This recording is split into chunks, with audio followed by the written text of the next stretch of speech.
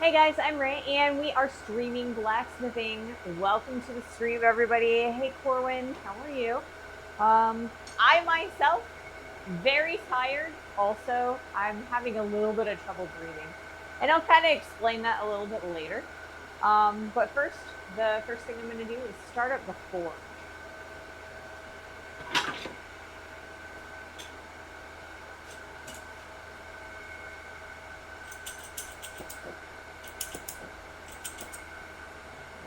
We're going to start up the mailbox. We're not going to mess with the big forge just yet. We probably will later because we've got to punch some holes in our trowel blade. We're going to start with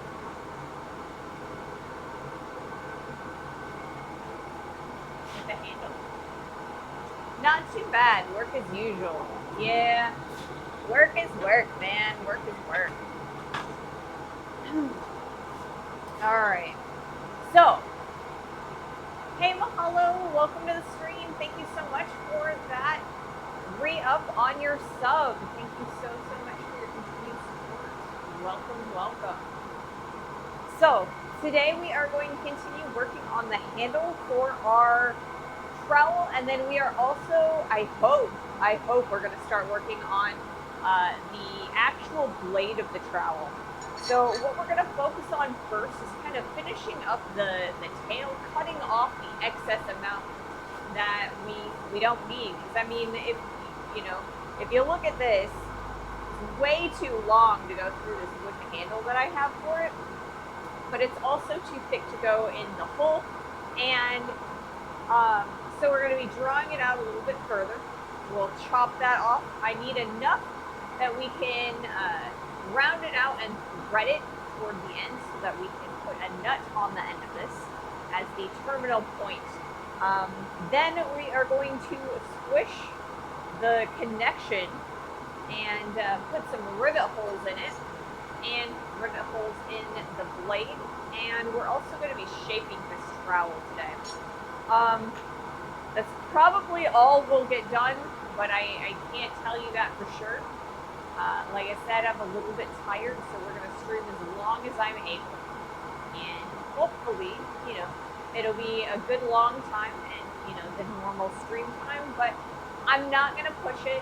If I start getting super exhausted or I can't breathe very well, we'll probably end the stream a little bit early. So let's put this guy in the forge. So we can start heating it up. So, today is Wednesday, and my next stream would normally be Friday, but we are postponing Friday's stream until Saturday. I'm going to the Indiana Blacksmith Association conference in, I can't even remember where. It's just outside of Indianapolis. I think it's Miami, Indiana, I think, if I remember correctly. And so yeah, we are going to be streaming live from that conference. I have a special treat that I, fingers crossed, hope we can kind of do live with you. Excuse me, sorry about that. However, if I can't get the timing lined up correctly, then we will be turning that into a video for YouTube. I have a couple of fun things planned. Obviously, there are artist interviews and all kinds of nice things that we're going to be, hanging out with artists and making videos and learning stuff. There's always the tailgaters, and classes and all kinds of stuff. So I'm super excited for the opportunity to go. This is another event that we went to last year. So this is our second year going. And I'm really happy and I'm super excited for it. I'm sorry, I don't sound as excited as I am. But yeah.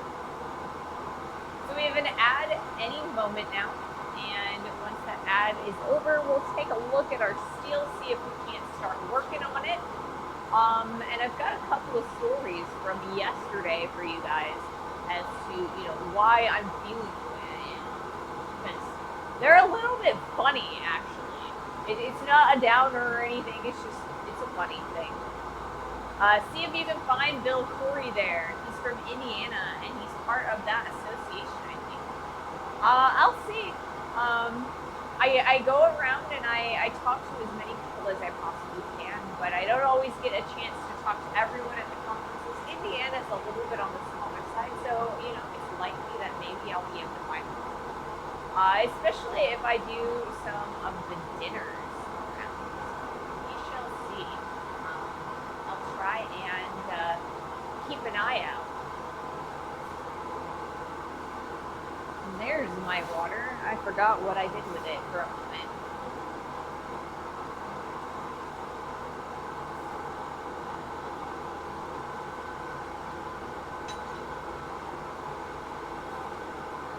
Do I have everything all nice and set up? I think I do. I'm pretty sure I do. And I think that our steel is pretty darn hot, so once this ad is over, we'll do our first heat. But yeah, I'm super excited to be out here today. Like I said, I'm a little bit on the tired side, but, I can always get a little bit of an adrenaline boost when I come out here and stream for you guys, so hopefully I get my second wind and, I will feel energized again. I could definitely use a little bit of energy. So I opened up the garage door because I forgot to open it up before I turned the stream on. It's pretty warm today, so I'm going to need that extra ventilation. I already have the fan on, so I don't know why I forgot to take the garage door. The fan's not as effective when the garage door is closed, Got to get that nice cross ventilation from the window, the door, and the garage door. Alright guys, welcome back from the ad. So I'm going to do our first heat after I hit record on the close-up camera. And then after that, I'll tell you a couple stories. Some funny stories.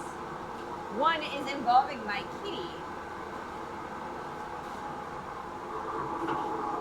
And one is involving a used car salesman. Oh, goodness gracious.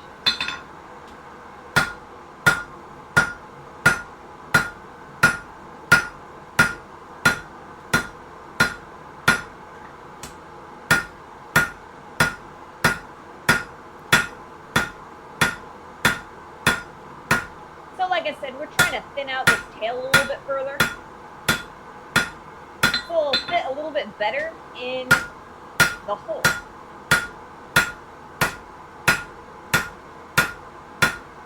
But that's also going to make it a little bit longer. So we're really trying to match the little, the diameter that we got with our guillotine tool. So we're going to thin this out a little bit further. And that should be a good size for a rat tail tag.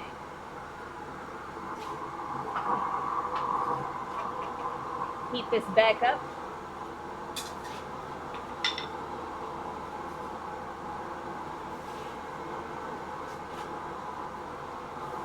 So, let's tell you the funny story first, like the really funny story. So, last night I was pretty exhausted and I went to sleep and, like you do when, you're tired and it's bedtime. So I had a decent night's sleep, I don't really remember my dreams or anything like that, but it was pretty good sleep, right? That is until 5:30 this morning when I wake up, and I don't even know why I woke up, but all of a sudden I just hear this retching sound. And at first I'm like, what is that noise?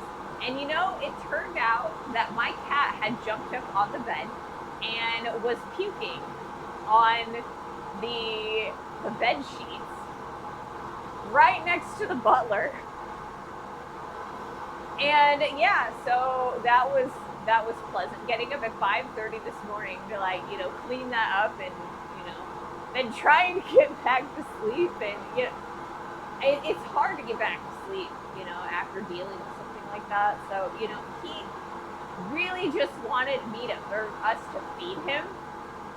He tries earlier and earlier every morning, and sometimes when the butler has to go to work early, you know, he just doesn't understand that, you know, there is an alarm that, you know, you wake up at a certain time, and that's when breakfast is, and not 5:30 in the morning. So he got a little upset, and he puked on the bed this morning. So Ray is a little bit tired. I tried to get back to sleep after that, but it was not happening. You know, it's that whole half asleep, but you're not really asleep, and you know that, you know, you're like, how much time do I have? So you're constantly looking at your phone or your alarm clock, just like waiting for it to like start beeping at you. So that's why I'm a little tired.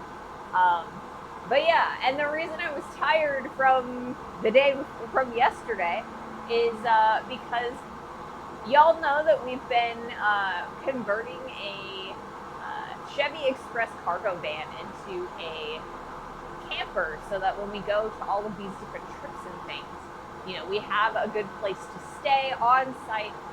We're not constantly booking hotels, because sometimes they can be really expensive. You know, we get a chance to like hang out a little bit longer and fellowship with blacksmiths and other people who are around. And so when I got back from Tennessee the other week, we looked at the bottom, like, footwell area, not the footwell, the running boards. You know, like there's the doors, the side doors, and then there's like a running board so you can get up in the doors. And there was a rusted hole in a piece that had fallen off of it. Hey Ping, welcome to the stream. So I ended up ripping it off so that it didn't like fly off while I was on the interstate on my way home, like halfway. And so when I was examining that chunk, it was a combination of rust and Bondo, and apparently the dealership did a whole bunch of rust repair on the bottom edge of like the running boards and all along the bottom of the van. So I didn't know that they didn't tell us that they had done that. They just, you know, sold it to us. And so yeah, I spent all day yesterday grinding and fiberglassing the bottom of the running board so that it didn't get any more rusty. So that's actually quite a lot of work, and it's kind of icky, messy work. The fiberglassing, you got the like fiberglass cloth, and you got to resin bond it to the bottom of the van. So you know, as hard as I scrub, I cannot get it all off. It's super sticky, icky job. I don't like it. But you gotta do it, otherwise the whole van's gonna fall apart, right? So yeah, I'm a little bit on the tired side today, but it's all right. We're gonna get through it together. All right, let's do another heat.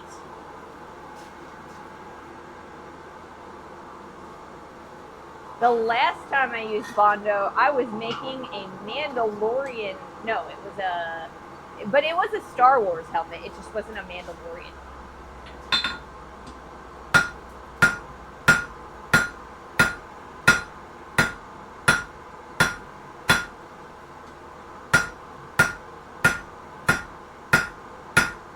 It was a Sith Inquisitor helmet.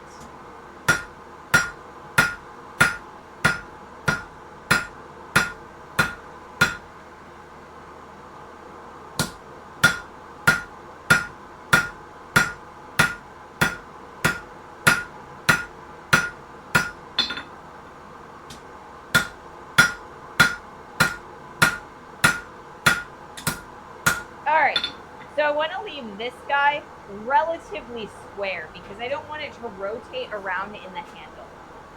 We need to make it a little bit smaller because I want to make sure that while I want to burn it in, I don't want it to have to go that far. Or that much effort, I guess. So a couple more heats and we'll be done with that, and then we'll flip it over.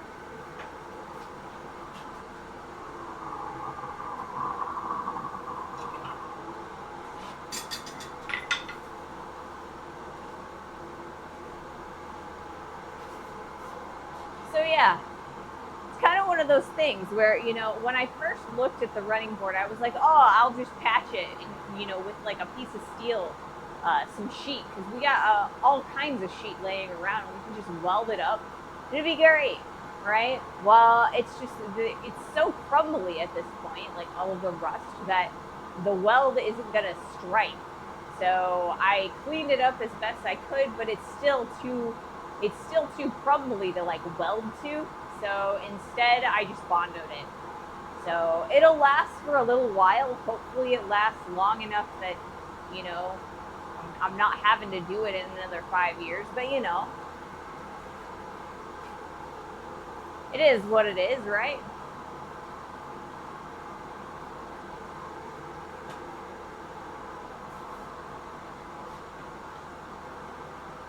And it's like, I wouldn't even bother if not for the fact that there's like, the hole is in a position that I'm afraid that one day I'm going to step up into the van and like fall through. So I got to make sure that it's not going to rust out any further than it already is. So I need to put at least one more layer on it. When the rust is that crumbly, it's pretty hard to get or to actually repair anymore. Yeah, exactly. So you can see that there's already like a plate that's been welded in place over top of that step. So in order to replace that whole running board, I'm going to have to hack off their patch, cut out the welded bit, or like the rusted bits, and then weld on another plate. I cannot deal with that right now.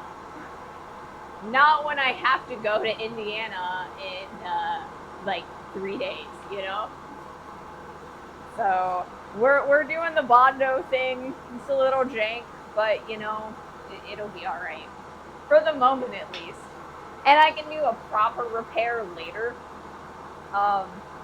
So yeah, I want to put probably one more layer of fiberglass on there just to kind of make sure it's nice and thick. And then I will sand all that and put Bondo on it.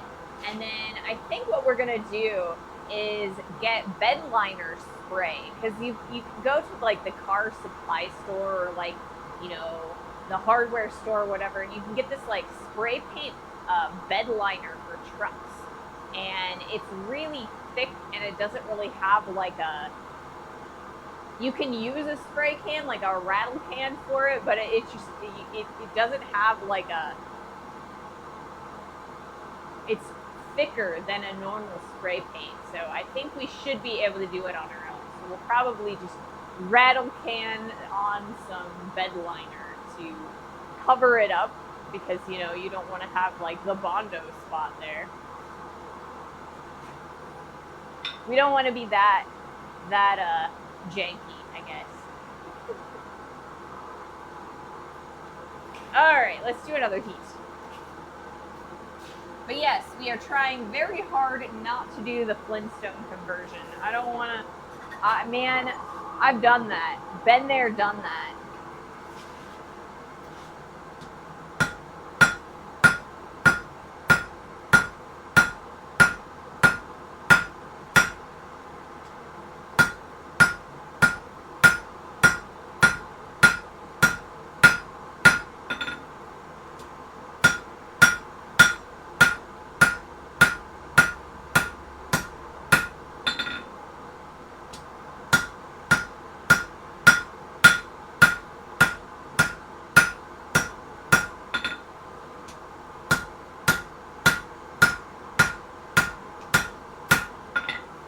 Couple more heats and we should be good to go. We should be in business.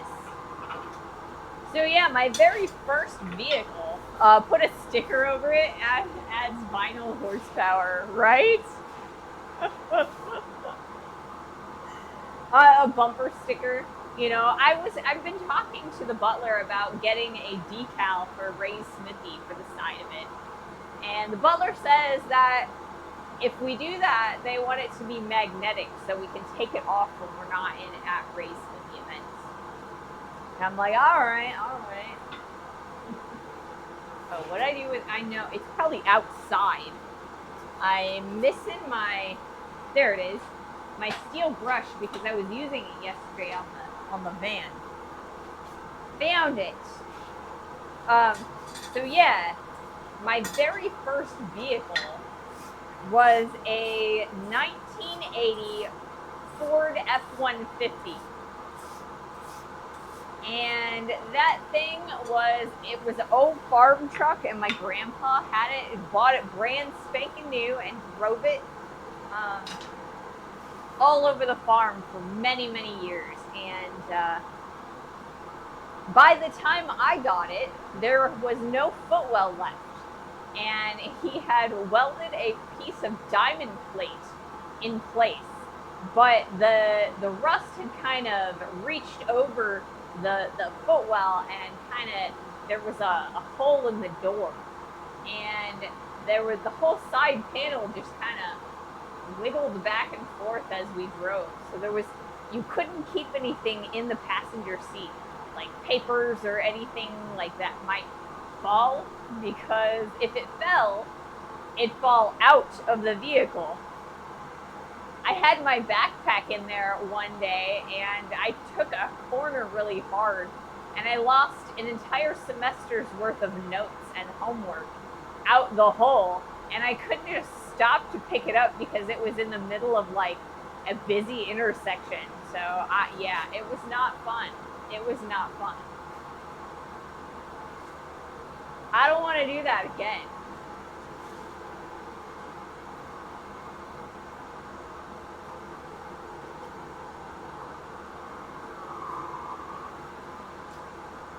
The Ford ate my homework. I know. And it's not like my teachers were gonna believe that kind of story. You know, it's not even like a dog, you know? At least that's a classic one. Excuse for not having your homework.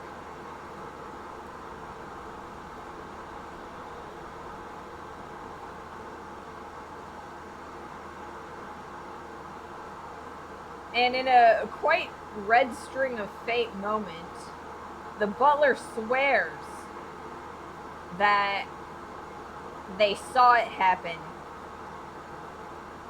But we had never even met at that point.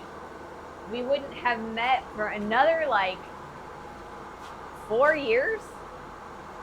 So, I don't know. I think the butler was just pulling my leg with that one. That or, there's the red string of fate.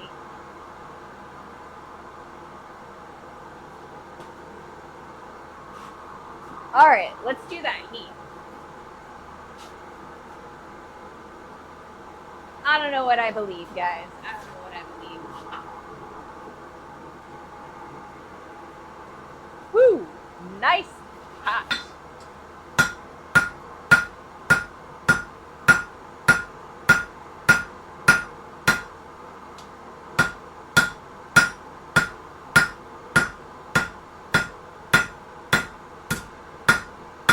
Yeah, look at that.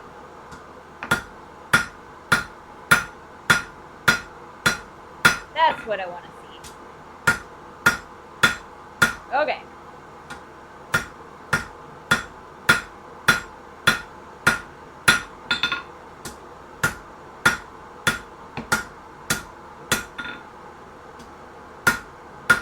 Okay, so our next heat, I think we're going to put the hot cut over in the Hardy, and we're going to cut off this tail, or like the excess amount of tail. Because if you look at this, we've got like an extra 3 inches or so on the end that we want to get rid of. Not all of it. Like I said, I do need enough that I can thread it, but we're going to try and cut it.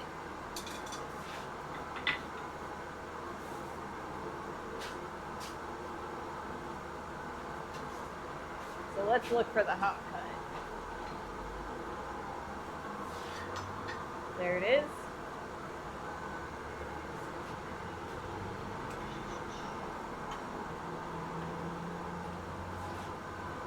So yeah, we are gonna cut the excess off of the tail.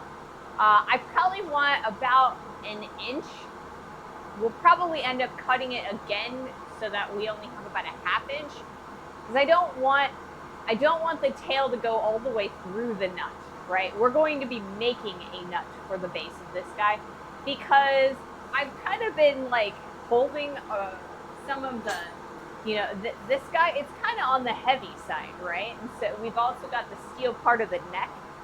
So this, it's going to be really front heavy, and if I don't weight the back end, it's going to be a little bit harder to use. So I think what we're going to do is we're going to make a nut for a butt cap on this guy, and we'll probably won't do that until Monday, just because I don't think we're going to get that far. But yeah, we will thread and tap both ends of those so that we can kind of screw on the end and replace the wooden handle when we need to.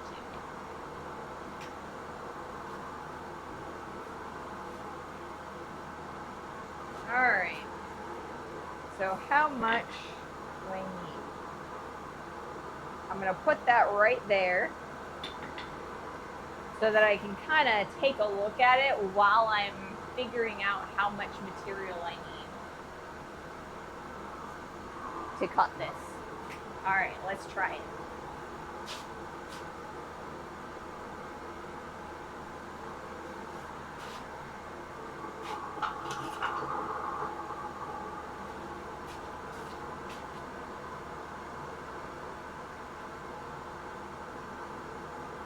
All right, we're gonna go right here.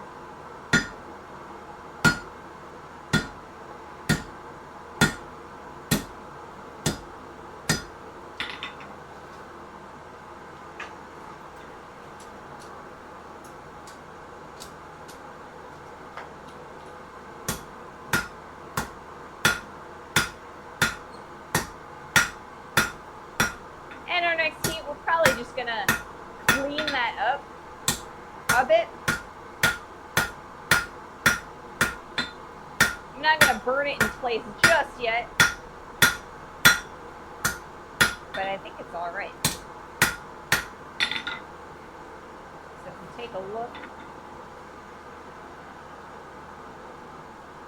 we've gotten a lot less material that we don't need anymore. So we're gonna do one more heat that way and kind of clean that up. Hey, Blue Red Metal, welcome to the stream. Let's pick up that tail. And I don't know what I did with my quench bucket. Actually, you know what? It's probably in my grinding room, because I was using it a couple days ago, I think. There it went. Hey, Bluesy.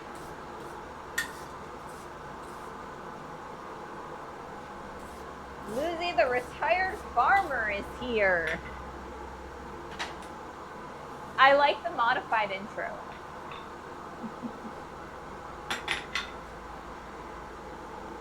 So we've got our rat tail relatively good. We might end up making it a tiny bit smaller as we go.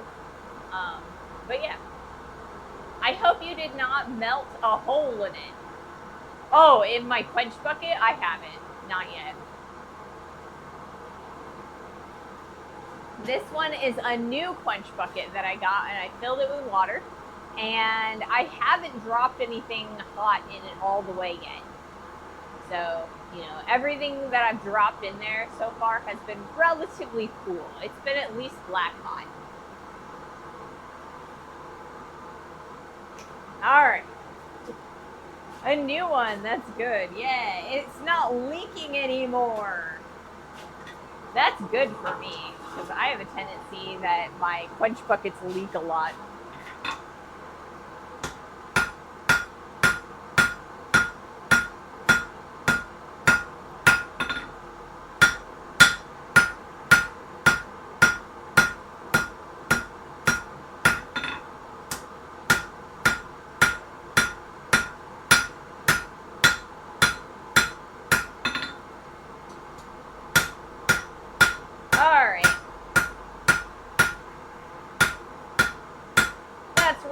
relatively straight.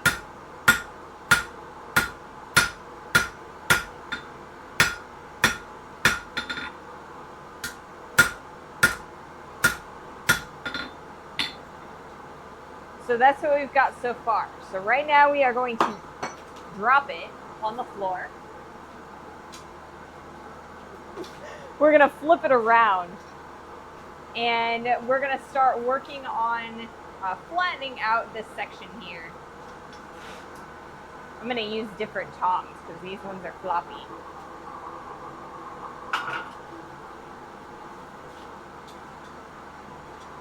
I should get a wooden or a tin bucket.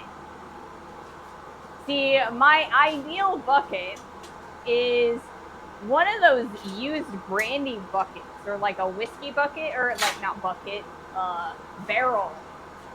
I would love to have like a half a whiskey barrel, or you know, half of a bourbon, or whatever barrel made drink, whatever have you, you know, what's your favorite. But I don't do a lot of drinking, so I don't have, you know, I don't have a good way to get a hold of one outside of finding them at the beginning of the spring when they sell them at the garden stores.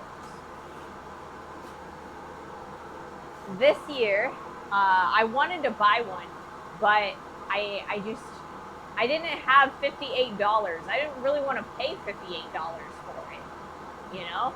I feel like that's one of those things that I shouldn't really have to pay for. It's garbage, it's discard. Yeah, but remember, you need to keep them wet. I do try to keep them as wet as I possibly can when I have, or you know, keep water in my buckets. So, yeah, because I think the water's going, or if you don't keep it wet, then it'll dry out and get brittle, and it won't be watertight anymore. I think that's how that works. Oh no, that's not garbage. That's a resource.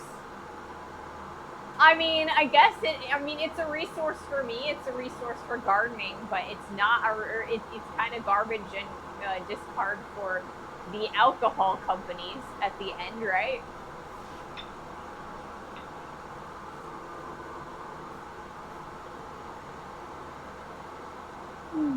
They have them at the Memphis Metals Museum. They have some half barrels. I think they said that they were originally from brandy. But they had gotten them from a wedding party that they hosted. So the Metals Museum in Memphis, Tennessee, hosts weddings or like they're a wedding venue, and so one of their brides had like whole wooden kegs of alcohol for their reception. And so the Metals Museum asked if they could keep the barrels, and they were they were like, yeah. Get a pony keg of beer. Oh, of root beer. See, around here, pony kegs and our like regular kegs are in like, I think they're like galvanized steel or aluminum, and you have to pay a deposit for them. So it's I can't really, you know. They'll charge me extra if I don't bring back the keg. Stainless. It could be. Like I said, it's like the ones that I'm most intimately familiar with from the grocery store that I used to work at. I wasn't sure if they were like galvanized steel, aluminum, or stainless because I never got to like touch them. A lot of the single malt whiskey distillers in Scotland buy used bourbon barrels to age their whiskey. The law in the U.S. is that oak barrels can only be used once to age the bourbon. Yeah. Because they don't want the mold building up in them, you know? And I don't think that, I mean, it's alcohol, so like mold isn't going to build up in there. It's kind of counter the point there. I mean, you know, your alcohol is a disinfectant, but, you know, it's like a safety precaution thing.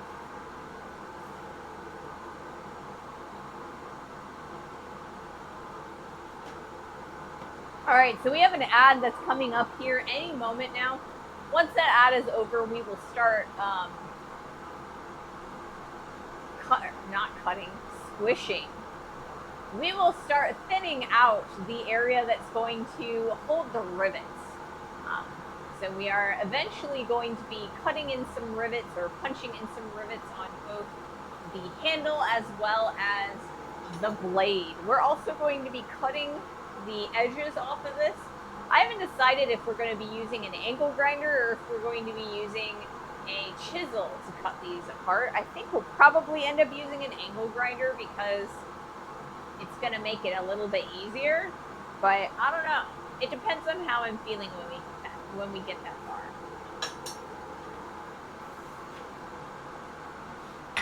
So yeah. We're moving right along with this project. I'm pretty excited about it. There is another step that I forgot about that I need to remember. Maybe you guys can help me remember.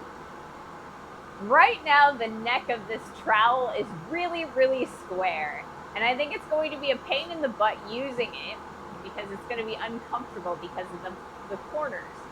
So if you guys can help me remember to turn the square profile into a round profile. Hopefully I can remember. But I have the worst time remembering to round things out, you know, until the very last second.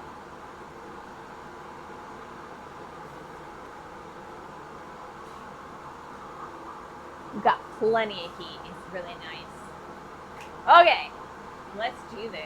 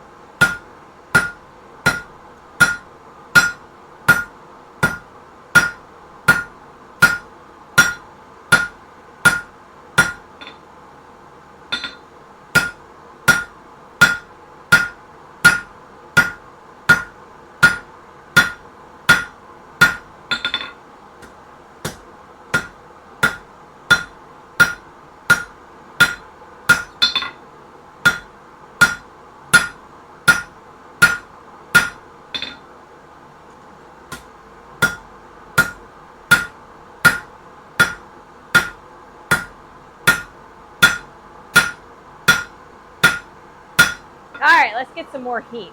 So we're already starting to thin that out quite a bit. So not too bad. It's gonna go like so. So that's actually kind of a long neck for a trowel, if you ask me, but I kind of eyeballed it this whole time, so we'll see. We'll see what happens.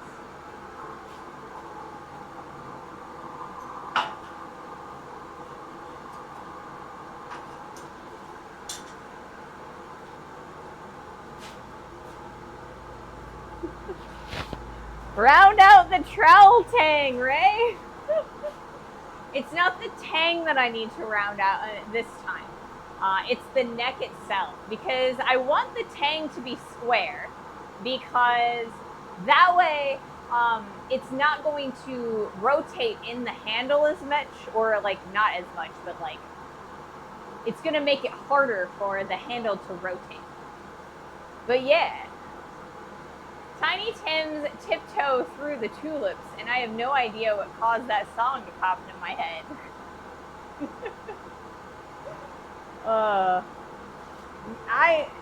The amount of terrible songs that get stuck in my head. Round out that neck. Yes, that one. Maybe I should do that now while I'm thinking about it. What do you guys think? Let's move the camera to the horn of the anvil and kind of center that up, because that is where we are going to be doing the rounding, because I want to keep that nice smooth shape that we gain by using the horn to lengthen it. So I think that's probably what we're gonna do. That was probably a mistake. Squatting down and bending my knees.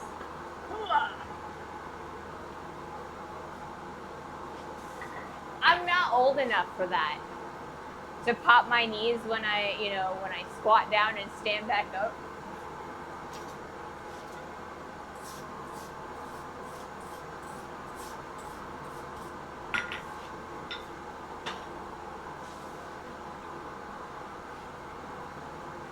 Hey, Vanjolka, welcome to the stream. It is bad. There are a few worse ones, though. Wait 5 more years. I'm sure.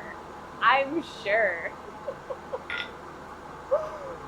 know. I'm too old, man. It's like one of those times where, when you squat down and you stand up, your knees pop, or, when you sleep wrong and you, got to crooked your neck from sleeping normally. Goodness gracious. All right, let's do another heat. Wait, you know what? We're not going to do another heat because the neck isn't hot. It's that little section where the rivets are going to go. That's what I made hot. Need some bad songs stuck in your head, you say?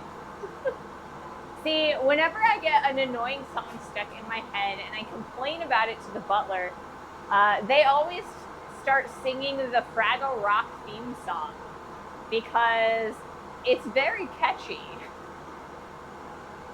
It's like, dance your cares away, worries for another day. Let the music play down in Fraggle Rock. Or, Phenomena. That works too. That's a good Muppet song. The Muppet songs, they're so catchy. It's really easy to get stuck in your head.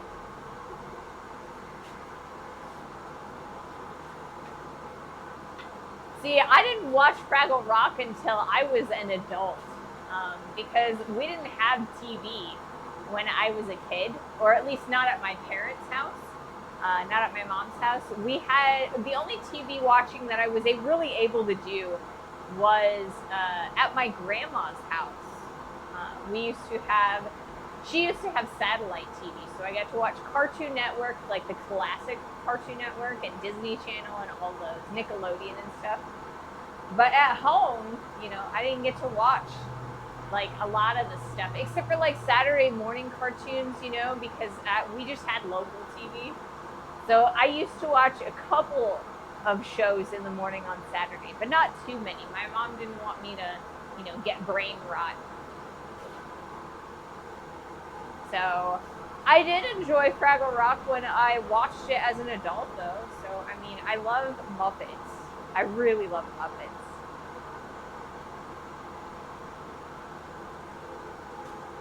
I suppose that makes sense because, I've made 3 Muppets in my lifetime. 2 of them were the Cookie Monster style, where they have little gloves and a third hand goes to open and close their mouth. I stuffed one of the arms because I was a solo operator for it, but I did make it using the Cookie Monster patterns. Hey, Dr. Optimal, greetings. Welcome in. I've got mail. Ooh, 3-stream streak. Thank you so much for your continued support, Dr. Optimal. Welcome to the stream. So yeah, I made 2 Cookie Monster style, and then I made another Muppet that was Kermit style. I didn't use the exact same patterns for the Kermit style one for the head, but for the body it was Kermit style. It was fun. I enjoy making Muppets, and I just don't enjoy cutting faux fur. That's not fun. Something in that mailbox must be. There is something in the mailbox. It's a handle for a shovel. All right, let's do another heat now that you guys have reminded me that there's something in my mailbox. Mouth and McNeil, how do you do? You can thank me later. Hey Jack, welcome to the stream. All right, we are taking the corners off because it's going to make it a lot nicer to use if I don't have corners poking me while I'm using my trowel.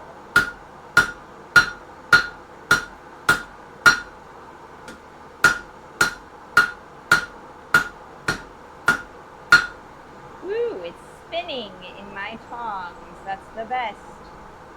There we go.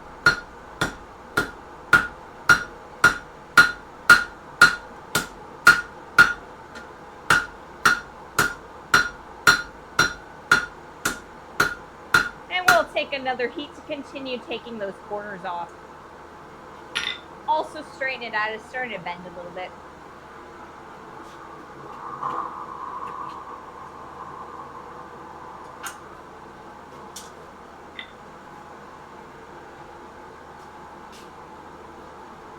Yeah, Ray, I'm of the boomer generation, but I know my latchkey kids that got locked out for the day. Of course, mom and dad were military, so I spent a lot of time outside as well. Yeah. I liked being outside though, you know, back in the day, you know, when I was a kid, and when probably a lot of you were kids, they would just go out and your parents would send you out and be like, leave, I don't want to see you back until dinner time. And then once dinner time was done, then they sent you out again, and when they called you or when it got dark, that's when you came home, you know. What's good in Rayland? We are making a trowel. So this is day 5, I think. 5. So we've got a lovely blade that I still have to cut out and shape. And then we have a handle that is currently in the mailbox. We are taking the corners off so I don't stab myself as I'm using the trowel. Is blacksmithing your 9 to 5? I don't know that necessarily blacksmithing is my 9 to 5. Content creation is my 9 to 5. So I stream 3 days a week, and I take all of the footage from my streams and all of the, like, I record it and I edit my videos and post them up on YouTube. I also go to several blacksmithing conferences every year. This year, the plan is 6 of them. And I do artist interviews, and I take you guys with me live. So we will be in Indiana at a conference on Saturday, and we'll be streaming from there. But yeah, so I do 9 to 5 stuff related to blacksmithing, but not necessarily always blacksmithing itself, if that makes sense. Yeah, be home when the streetlights turn on. That was my childhood, you know? Or when be an earshot away, so when my mom called for dinner, you know, you come running home. I spent a lot of time in the woods with the dog. Nice, can't wait for Smithy Con. Yes, Smithy Con. Yeah, so we are not going to be streaming on Friday. We are going to be streaming on Saturday at 2:30 Eastern. And we will be just outside of Indianapolis at the IBA Blacksmithing Conference. So I'm super excited to go, and I've got a really cool thing that I get to do at the convention, or at the conference, and I'm super excited about it. But I don't want to tell you about it because I feel like that would ruin the surprise. So stay tuned for Saturday, and I'll tell you all about it. Thank you so much, Jack, for subscribing. Thank you so much for your continued support. But yes, so I'm super excited about it. There are going to be 3 demonstrators. 2 are named Andrew, I think. Let me check real fast. I have that. I emailed them. I will check my email real fast.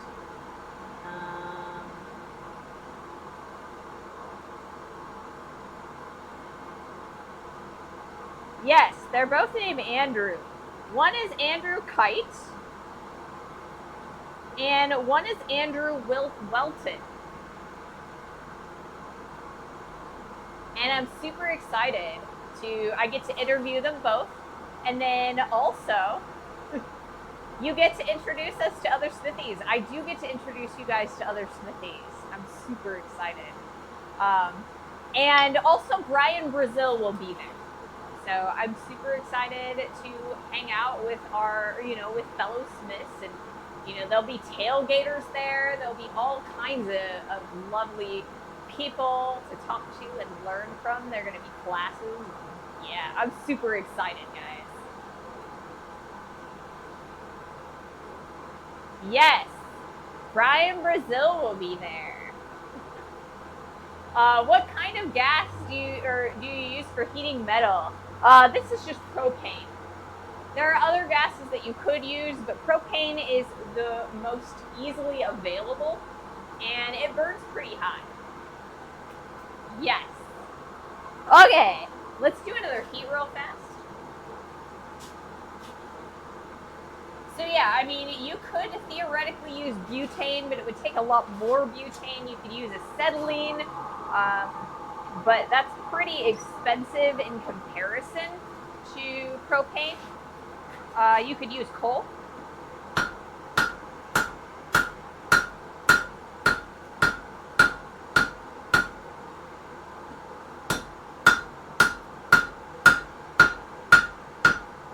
Wood.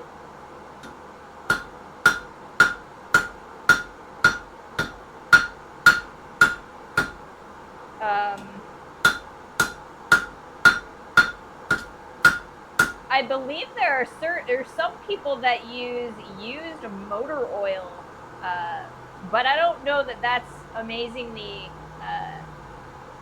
good. All right, so it's relatively round. We've kind of got, or I guess it's more octagonal than round, but I think that's going to be okay for the moment.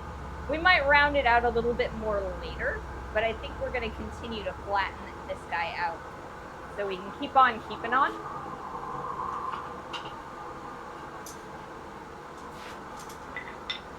Yes, there are even natural gas forges. Nitrogen, yep. You can use biodiesel. Charcoal, wood just makes more sense. Yeah, if you, or like, I feel like my favorites are like coal and propane, and then wood. Like handmade charcoal makes really good fuel. However, if you're using a charcoal forge as opposed to coal, you really want to side blast air, because you need a blower to get the extra heat out of your solid fuels. That's what they call them. Your solid fuels. So a side blast is better for charcoal, and a below the fire is better for coal. You can use turf. I used engine oil for quenching my tools. Yeah. Engine oil is really good for quenching tools. It kind of smells icky, but it works beautifully. I oftentimes use canola oil when I'm quenching my tool steels. But yeah, there's multiple uses for all kinds of stuff.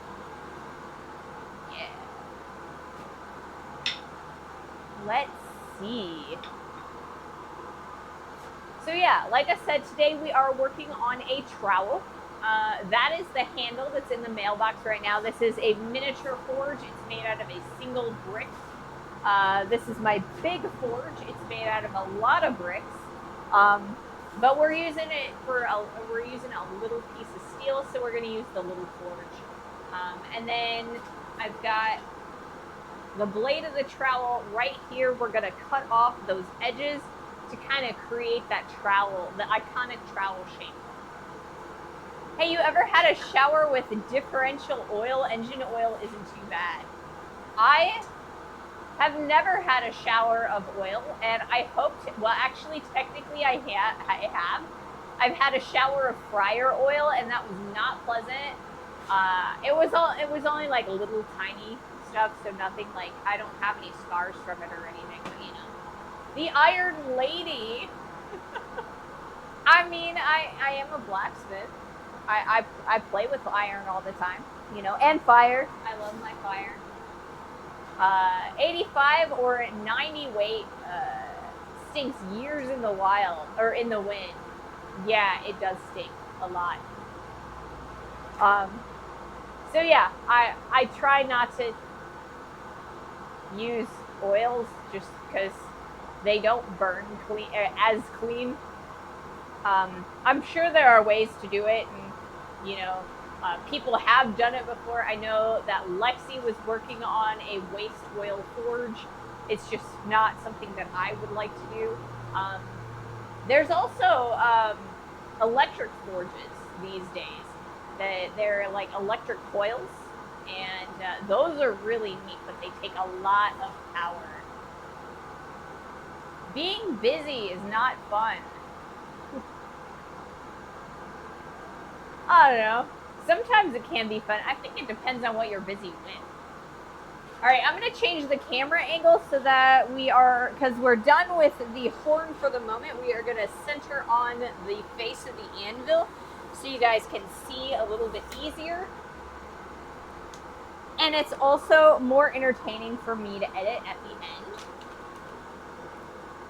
Oh, also, Bluesy, I remember you told me on Monday that, or no, it wasn't Bluesy, it was Sandwich told me that the forge was a weird color and was wondering why it was like bright and it wasn't the same, it was like more flary, and I realized what it is, and it's still that way today because I haven't dealt with it.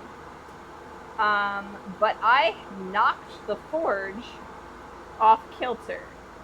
So instead of being straight and parallel alongside the big forge, it's now kind of cockeyed on the table. It's not going to fall off or anything, but it's not straight, so you're looking more directly inside the forge. Water with ice. Did you try to quench it?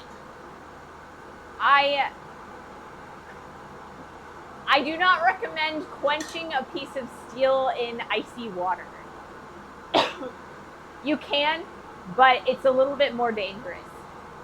I need to pick up my scooter rims from the repair shop so I can paint them next week. Yeah, that sounds like fun. It's cocked to the left a little. Yeah, it's cocked this direction. So if I moved it like so, it's a little close to the other forge. But it probably looks a little bit more similar now, you know? All right, let's do another heat. But first, I'm going to change the cameras so that you guys can see. She has us looking into the eye of a beast now. Yeah. They call that the eye of God.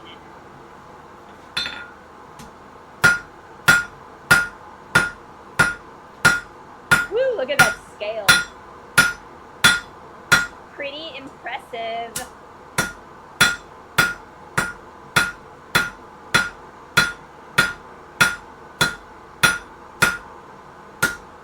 Now we're going to square up the rest of the quarters.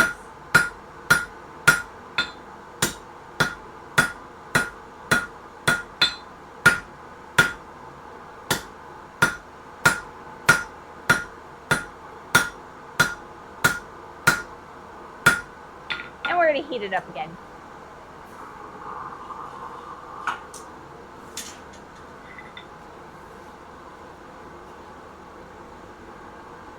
It's not cheap to have them professionally painted, but it does provide a better protection.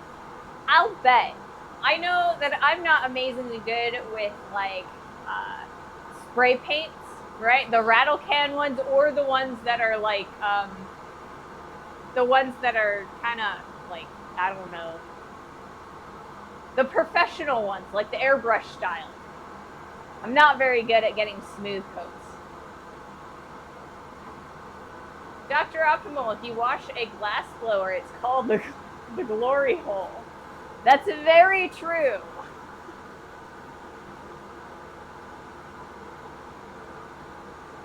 Yes, that's what it's called. And the sticks that they gather the glass with are called blowpipes and punchy rods.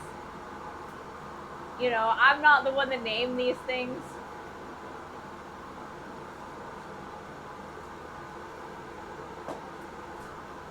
Powder coat everything.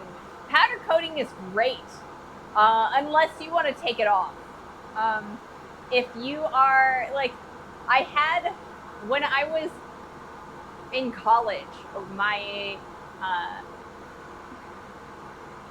I got hired to take the paint off of banisters for someone, and it was not paint, it was powder coating, and it had been peeling off, but it was not peeling off of every area, and so it was super hard to get it all off. I'm thinking of anthracite gray. Anthracite gray sounds like a fun color. Definitely. All right, we've got an ad starting in about 3 minutes, so we should be able to get another heat in before the ad starts. So I'm going to do that real fast.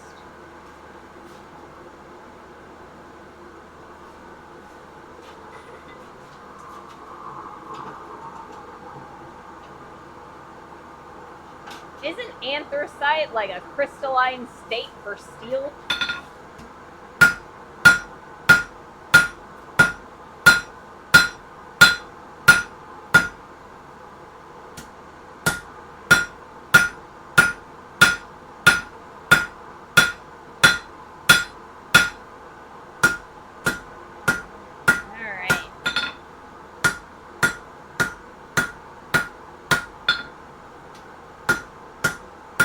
We are just about where I want that to be.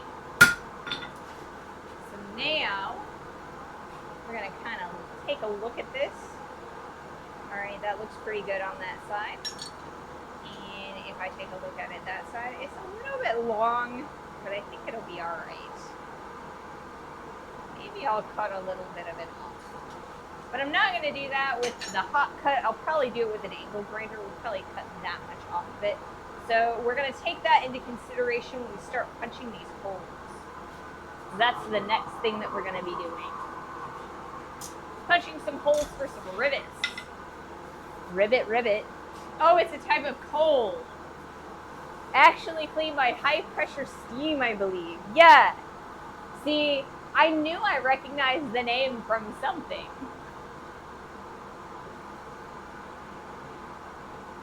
Just not what I thought, you know?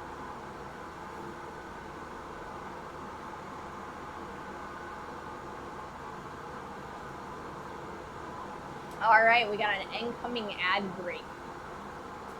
It'll start in about a minute.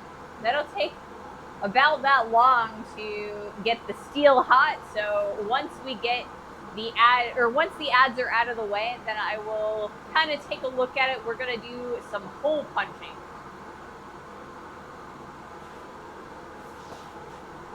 So I gotta find a punch. I think this is my punch. This is my punch. Punch. If you leave it longer, it would be more comfortable at gardening. Less back pain. Alright. That's true. I mean, it's supposed to be more of like a hand trowel than like a big long trowel. This is the handle that we're going to put on it, so it's probably going to be about yay long, and it's going to have a little bit of a butt cap so that it kind of balances out a little bit. But yeah, I don't know. We'll see. I'll see what I can do with the punching.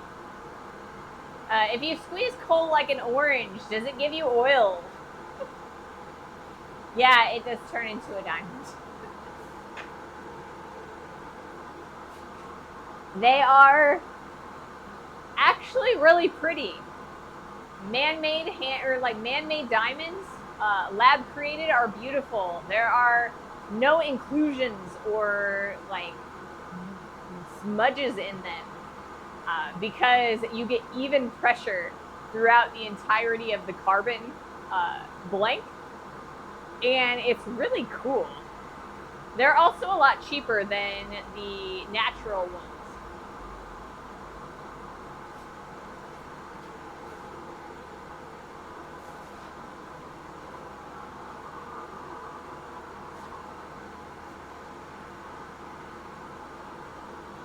All right, so it looks like we're about an hour into the stream, so I've got about an hour and a half left to get the work done.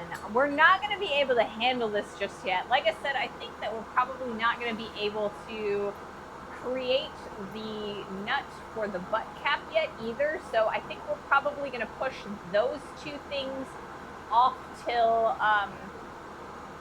Monday's stream, and I hope that I can get, or not Monday, goodness gracious, I keep saying Monday, but I don't mean Monday, I mean Wednesday. They are nice, and they say diamonds are forever, but believe you me, they are not. Yes. They just made leather from T-Rex for leather from T-Rex handbag. Or no, for a handbag. That's cool. Evening sandwich, but I think that you're stuck in an ad limbo.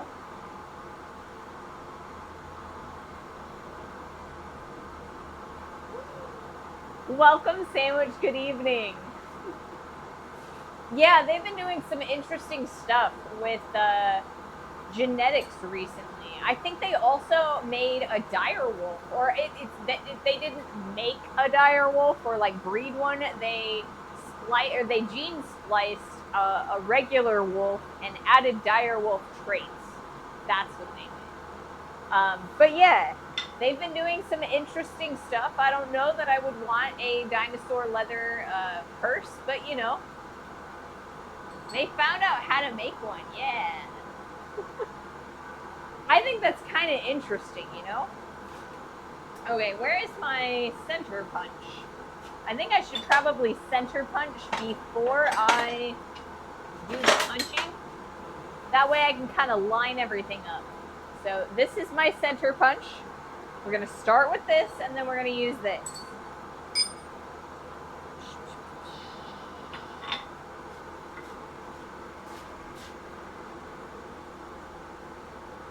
Isn't there a fable about someone squeezing milk out of a stone to show his strength, so a giant wouldn't eat him? Instead of a stone, the person squeezed some cheese.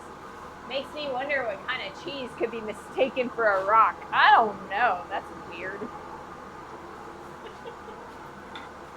Alright, we want this here and that there, and I think I want that one probably right here. This is very hot. Very hot, guys.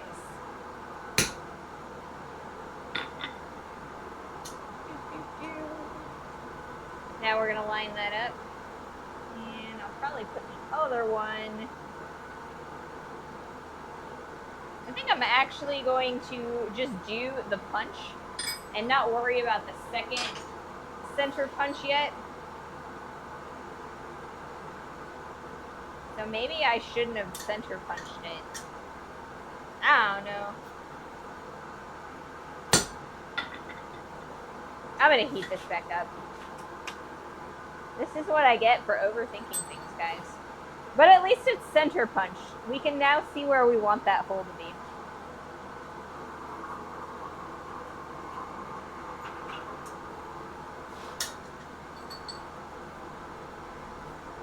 Yep, my punch jumped. That's why you got to be really careful when you are starting a hole. You have to make sure that your punch does not move as you are hammering it. So you lift your punch after every hammer blow for the first couple until you've got a good indentation and your punch stops jumping. Have you ever done engraving on my products? I have done engraving, not on my blacksmith pieces. I started as a jeweler, and so I did a lot of engraving when it came to, or like for people's jewelry, but I didn't hand engrave any of that. I actually had a CNC engraver. It had a diamond tipped graver, not like a laser or anything like that, but yeah, I would program all of whatever they wanted on it, just let the machine do it. Yeah, they keep finding mammoths frozen in the tundra and think about using the DNA to bring them back. I think they're trying to. Aren't they? That same company that brought back the dire wolves, aren't they trying a mammoth? I think that they are trying to splice elephant DNA in with mammoth DNA, if I'm not mistaken. Maybe a jab would have been better. Maybe.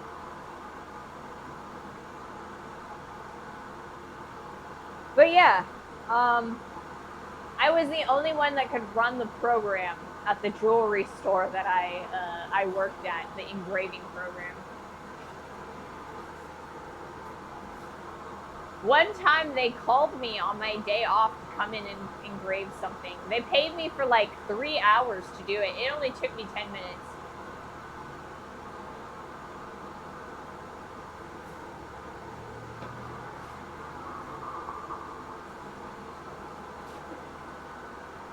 It pays to know how to do things that your bosses don't, you know?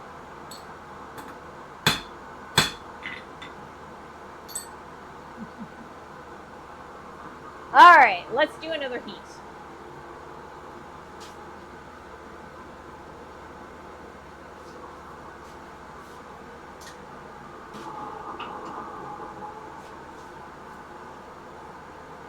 See if I can't figure out a good way to do this so that it's not bending it too badly.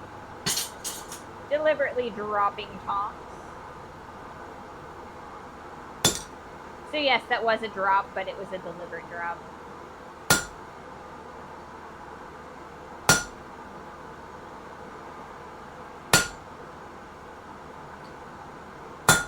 All right, so we've got a nice divot in there. I don't know that you guys can see it, but I sure can. Let me see if I can't show it to you guys. It's right around there.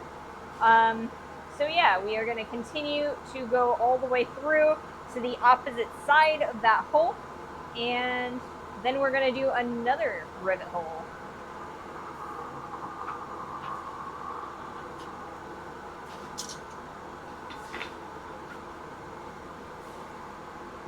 Alright, let me grab one of my welding gloves because that piece is really hot.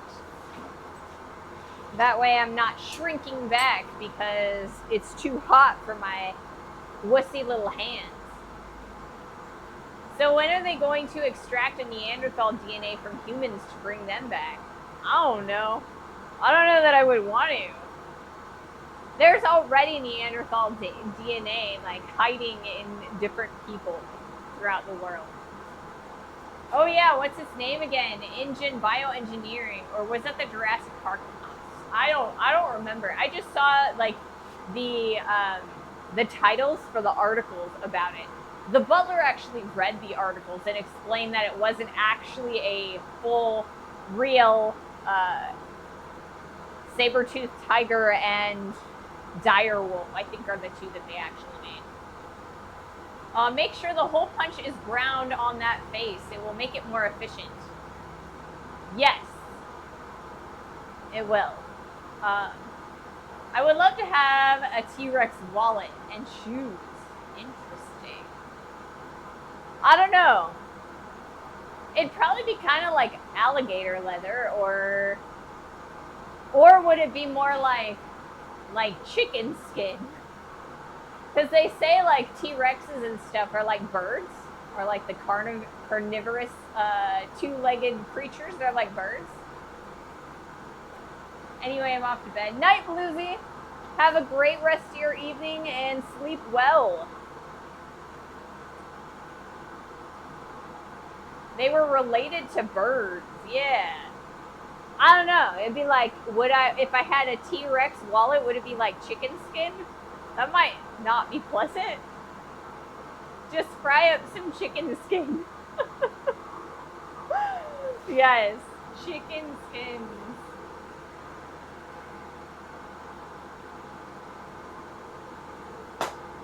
I'm out of water. I'm gonna need some more here soon.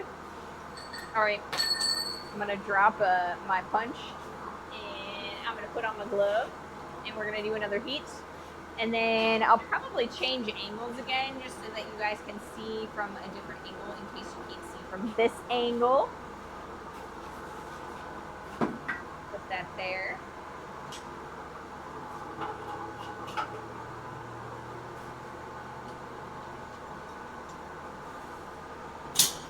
Deliberately drop those.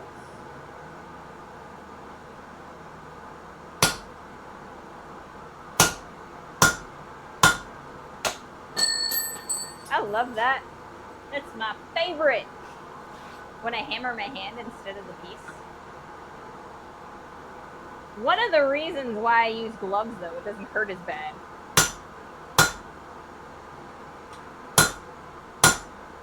All right, we're gonna heat this back up again. It's gonna make it a lot easier to get the rest of the way through. So you can definitely see that hole forming now.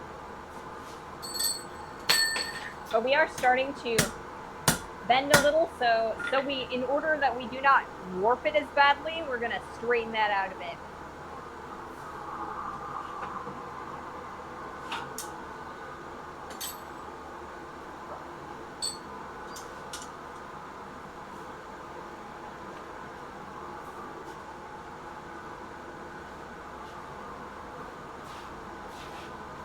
Yeah, so the glove works very well for a lot of different purposes. Protecting my hand from hammering it, and protecting the bottom from heat works really well. Oh yeah, I'm out of water. I will be right back. I'm gonna grab a Gatorade.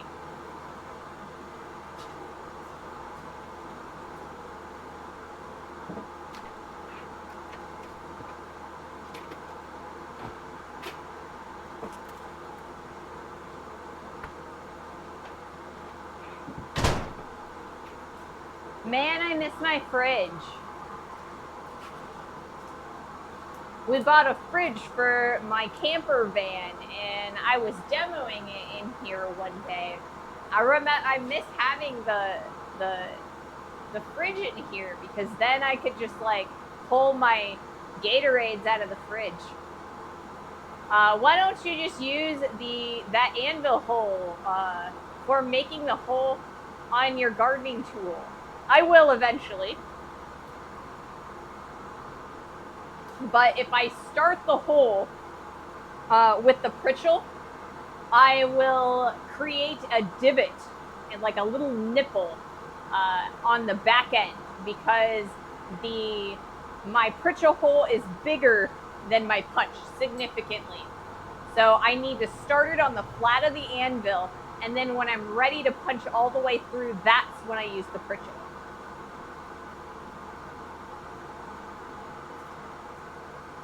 Yep.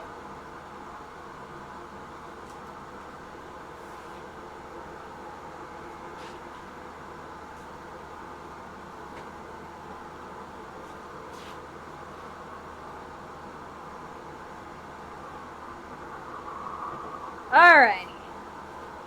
Let's do a little bit more. Ah, understand. Yep. Because, yeah, this is like a teeny hole, and this one's actually a pretty big hole.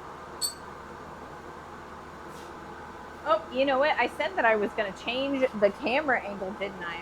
And then I just went and grabbed Gatorade instead. Can't make myself too big of a liar, right? Let's do this real fast. And I've created a ghosting of the... You know what? I need to actually go over here. So I have created a ghosting of the punch on the other side. So we're going to be flipping it over upside down and kind of coming at it from the back. That way we're kind of giving ourselves a bit of perforation so that it'll come out a lot easier in our next heat. So we're gonna try this. Let's see how easy I can make this. I'm not amazingly good at rivets or punching holes, but I'm getting better at it because I've been doing more of it.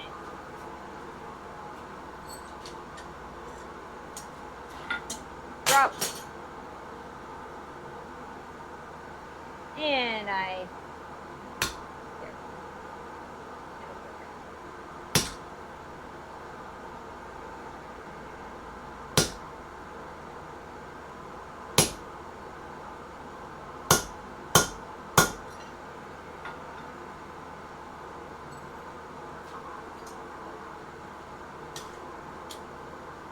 And we're going to want to straighten that out again.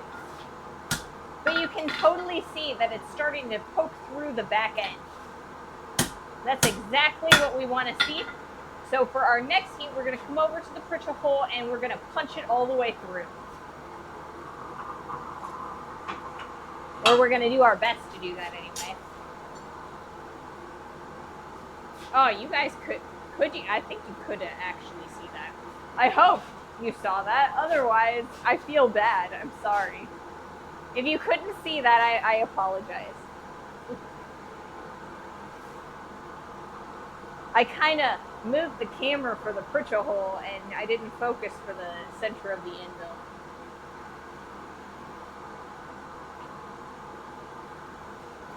Like I should have, I'm sorry. So we have 3 more holes. Yeah, I saw it. Nice indentation. Good. I'm glad you were able to see that. So we have 3 more holes to do after this hole. We've got a second one that I want to do on the handle. And the reason that we want to do 2 holes on both the handle and the trowel face, or like the blade, is because I don't want the rivet to get loose and then the trowel to start moving back and forth. So that second rivet hole and that second rivet is going to hold that nice and steady, and it's not going to wreck it, or rip it back and forth. I think I know what I'm talking about. Maybe?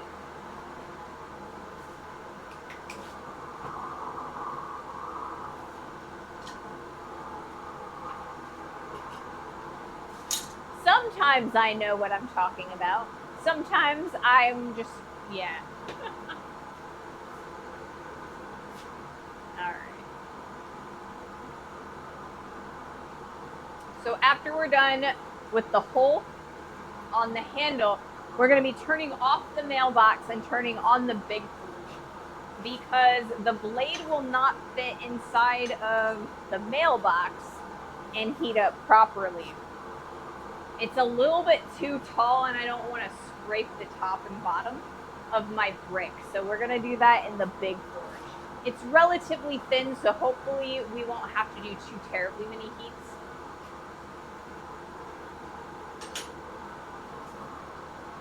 We also need to cut the shape of the trowel. Right now it's very square with some perforated edges.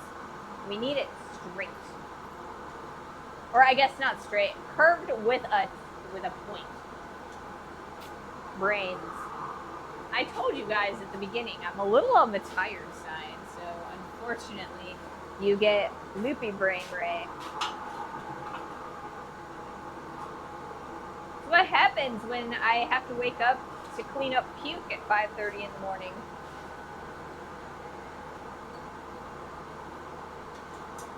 Actually, the butler cleaned up the puke, but I was there.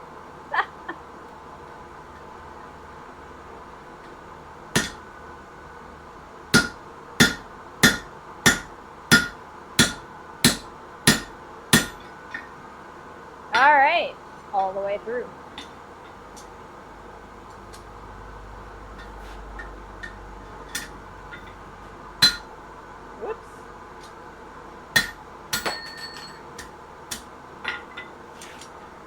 would help if I could actually, like, grab this thing.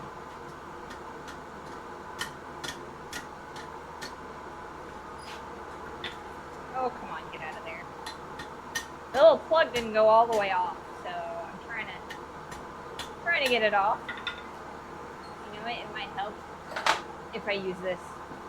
Maybe, maybe not. There it went. Now we have a hole all the way through.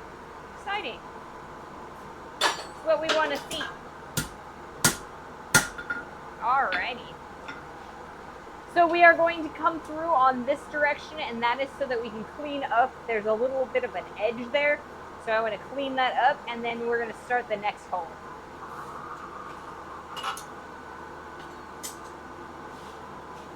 I don't have punch bucket, guys. I don't have punch bucket. Actually, I do. Let me go grab my punch bucket.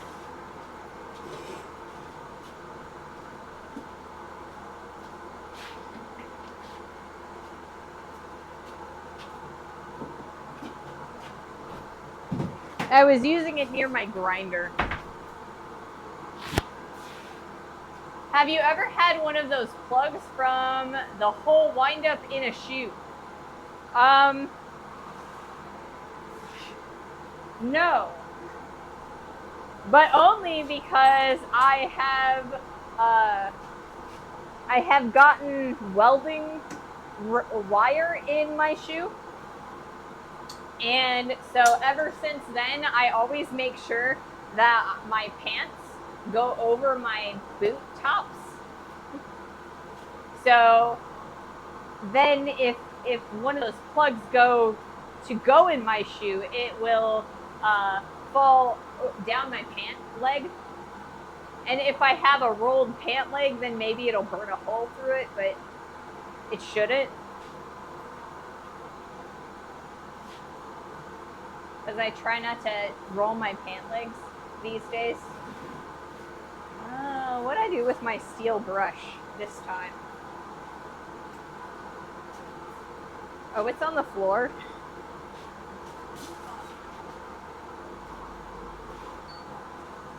Got a whole bunch of slag over there. Alright. Good to go. Alright, we're going to do one more heat on that particular hole, then we're going to start a new hole closer to the end.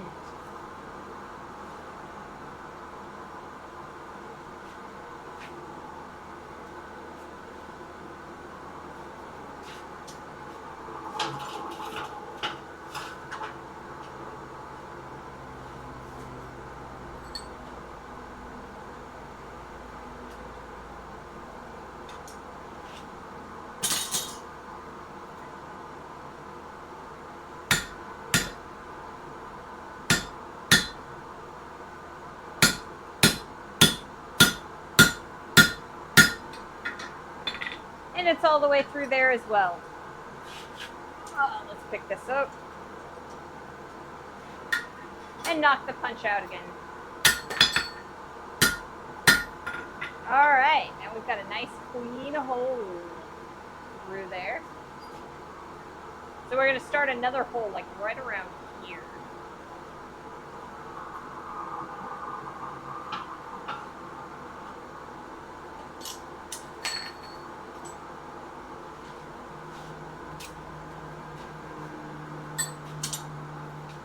Stay.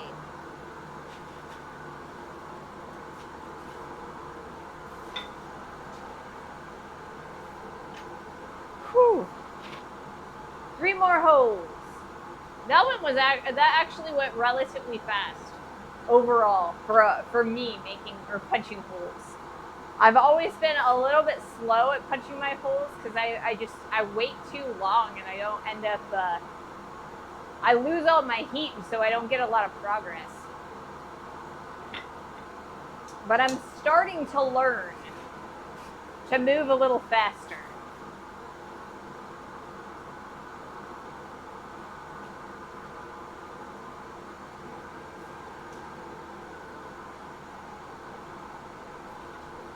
All right.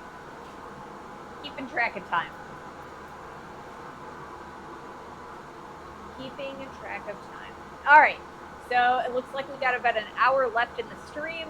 So we should have at least our second hole for the handle done, and we'll have a good chunk of the holes for the blade, I believe.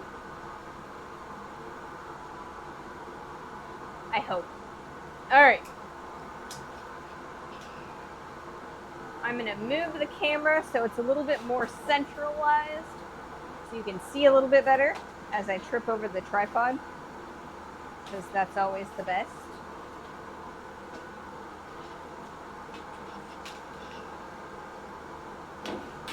Come on. There we go.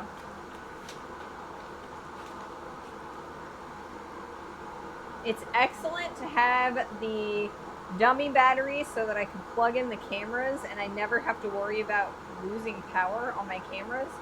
But at the same time, they cause me all kinds of havoc because I'm constantly tripping over them when I move the angles. So I don't know which is worse.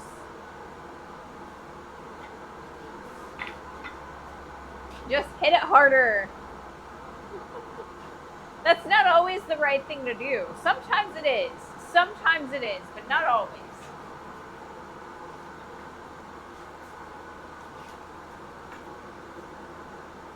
Accuracy and varying up your speed based on what you need to do, what the job is how it's done.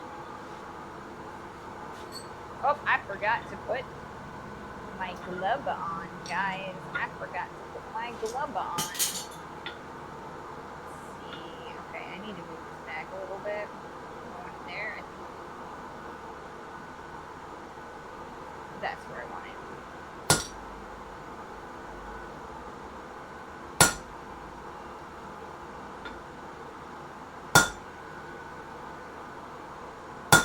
All right, now we've got a nice ghosting and dropping. So I'm going to heat that back up so I can get really good progress on that.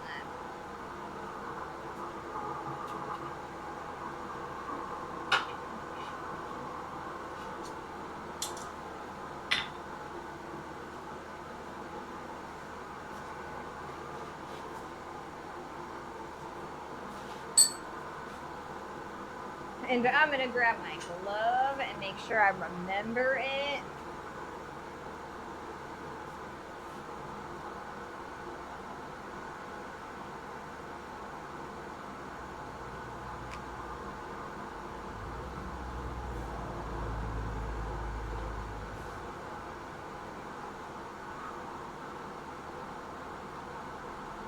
We're getting some good progress in. That's pretty exciting. So, as a repeat, again, Friday's stream is being postponed one day to Saturday. So we will be streaming live from the IBA conference at 2:30 Eastern on Saturday. And then my next stream after Saturday is Wednesday. I'm going to be taking Monday off next week so that I can recover from the conference. The conference is a lot of effort, and it's a big ask for my poor stamina. So yeah, we will be back on Wednesday to finish up this project. Whatever we have left, we should have it finished.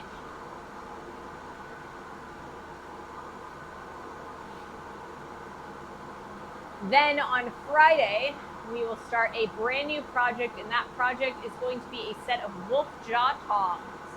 I have a whole bunch of bolt jaw, but I don't have I don't have any wolf jaw tongs. I need something that's going to be able to hold little things. How much propane gas cylinder lasts you for 1 day of smithing? It heavily depends on which forge I'm using and what size cylinder I'm using. So right now I use the 20-pound barbecue grill cylinders because it's easy and I don't have to rely on the butler, who's my partner, to help me exchange them and refill them. And I can almost last a month on one of those cylinders in the mailbox.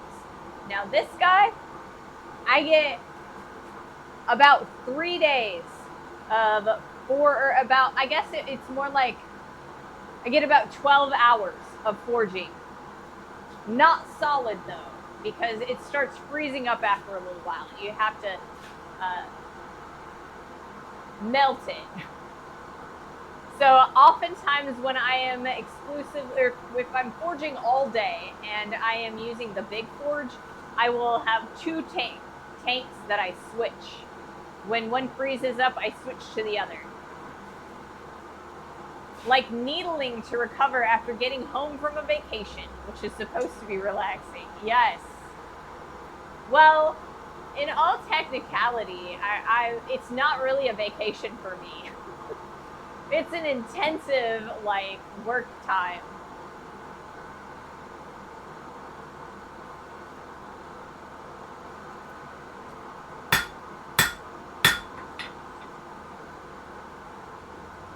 So, yeah.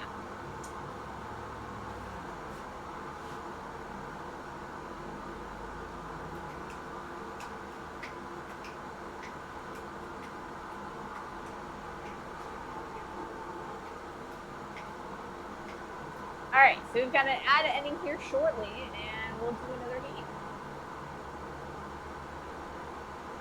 So did you hear the answer to my question, or to your question, or did the ad cut that off?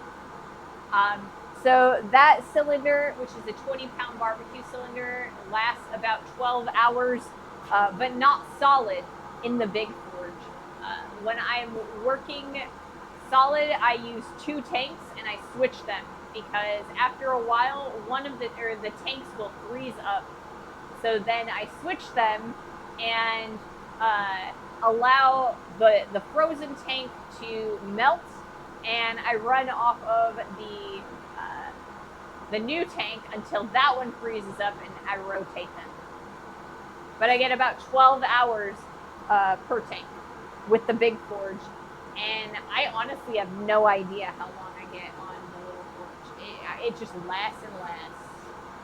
All right, let's do my next heat.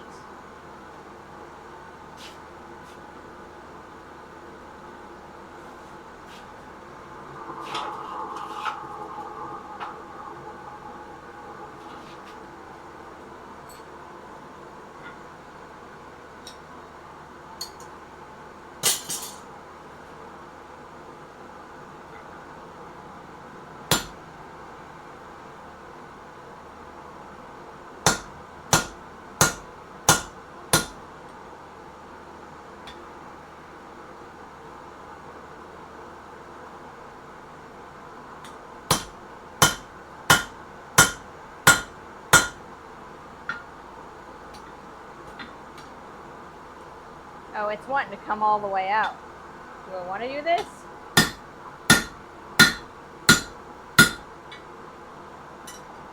Wow, I did that in like 2 heats. That's crazy.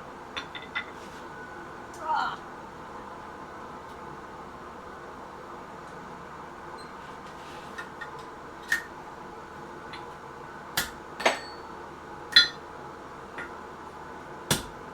All right, let's heat that back up, and we are going to straighten it out. We've gotten a little bit of curvature.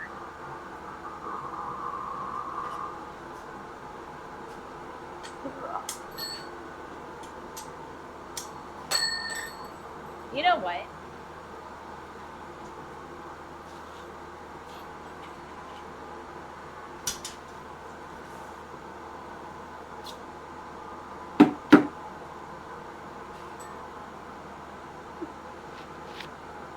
Magic, one more heat. Yeah, I did not expect that I would be able to do that in 1 heat. I think I'm getting better. It's a relatively skinny piece of steel though, so, you know, I'm going to preface it with it was skinny.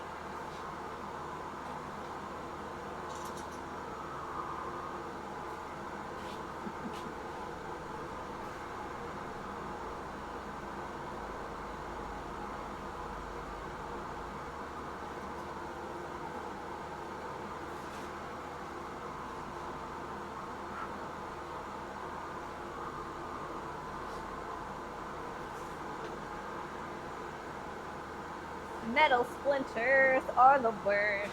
Okay.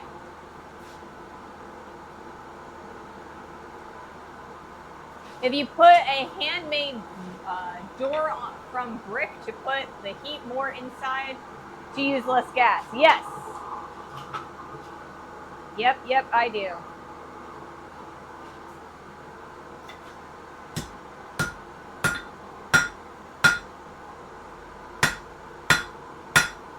All right, we are going to run the drip through, or the punch through again, because that hole's a little on the smaller side.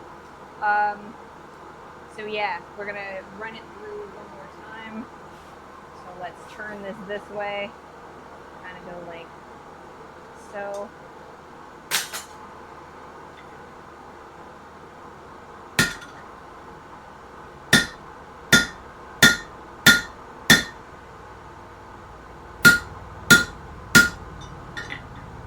That's better.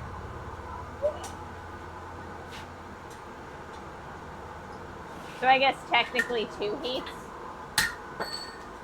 Look at that. A lot better.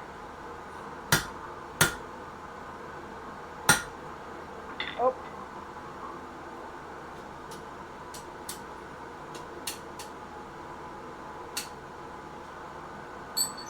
There's a little piece of slag that kind of bent back in there, so I'm going to have to take that out.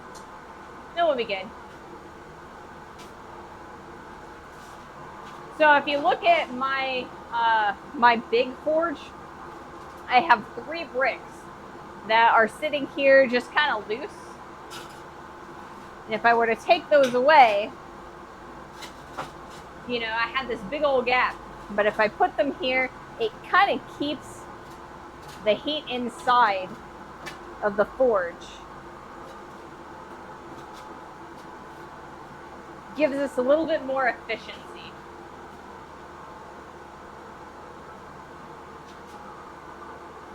And I use a lot less gas. Round out the neck. Thanks, Mahalo. Yes. Okay. Let's get that piece of slag out of there, and then we'll round out the neck.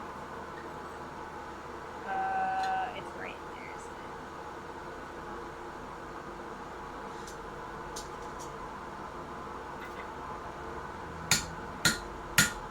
it? Oh, get out of there.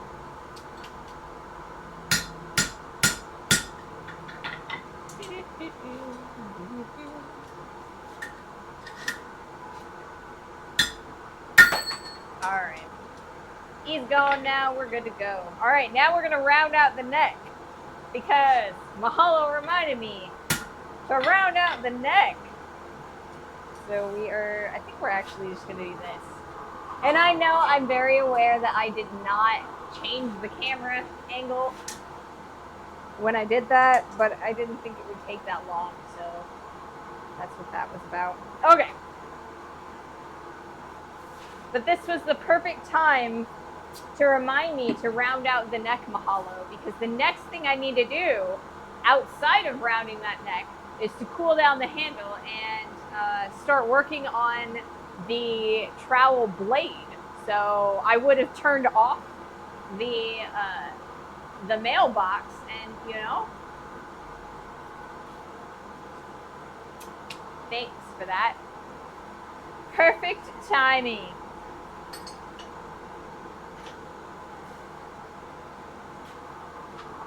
Okay. While I'm waiting for that neck to heat up, we are going to go and reposition the camera on the horn, so it's nice and central on us, and it's in the middle of the frame. Makes it easier when I go to clip this for YouTube Shorts, when I put all of the exciting stuff in the center column.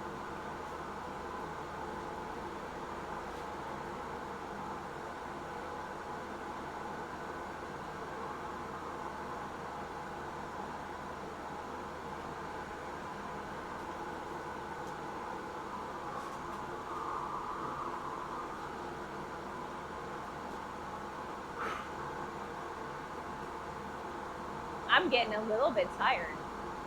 just a little. All right, we're gonna do our first heat on this neck. We're gonna try and round it out.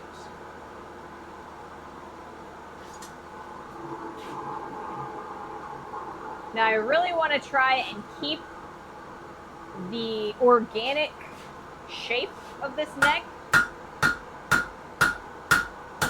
and that's why we're not using the face.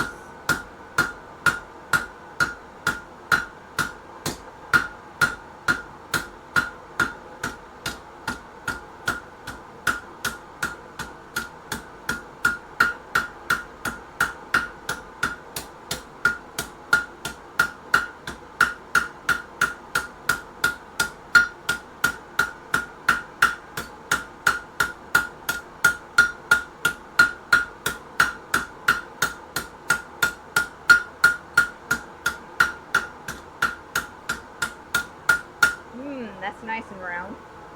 I like that. We're gonna heat up back here and round out that transition area.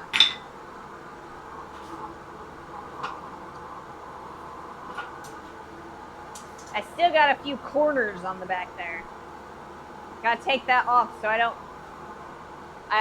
don't want to slip on the handle and catch one of those corners and rip open my hand. I think that would not be pleasant. So I want to make sure that I get all of those corners nice and smooth and round.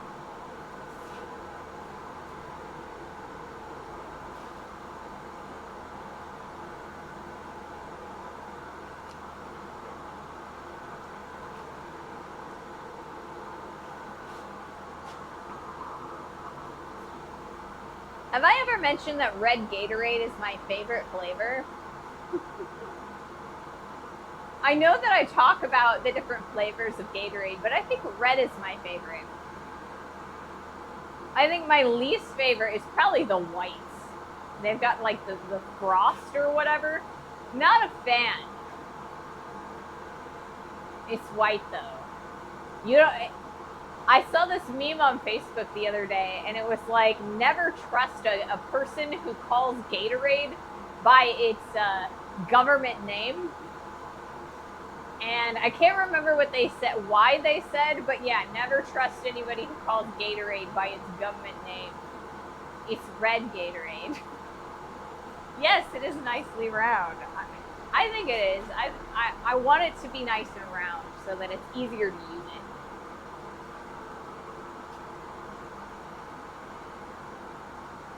Oh, goodness gracious. Got a little bit more time left. We should be able to finish rounding out the neck, and we'll see where we get from there. It depends. Because it's going to take me a little bit of time to start up the big forge, so I don't know. We'll see where we're at when we finish this. All right. I tried green. I've never had green Gatorade. What's that like? Is there an explanation for that flavor, or is it just green?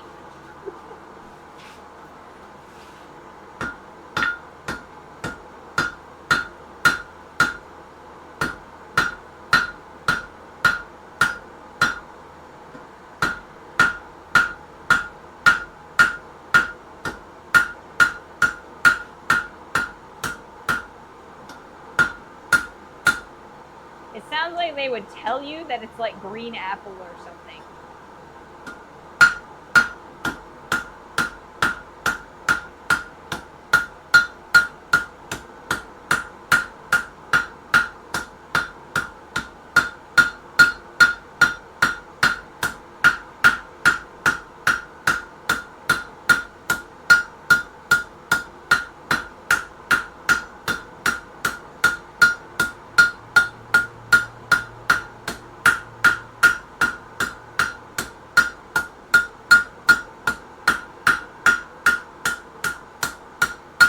Almost there. One more heat, I think.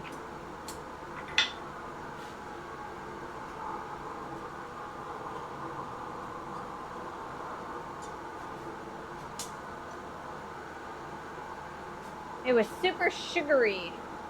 Or 7-Up. Interesting.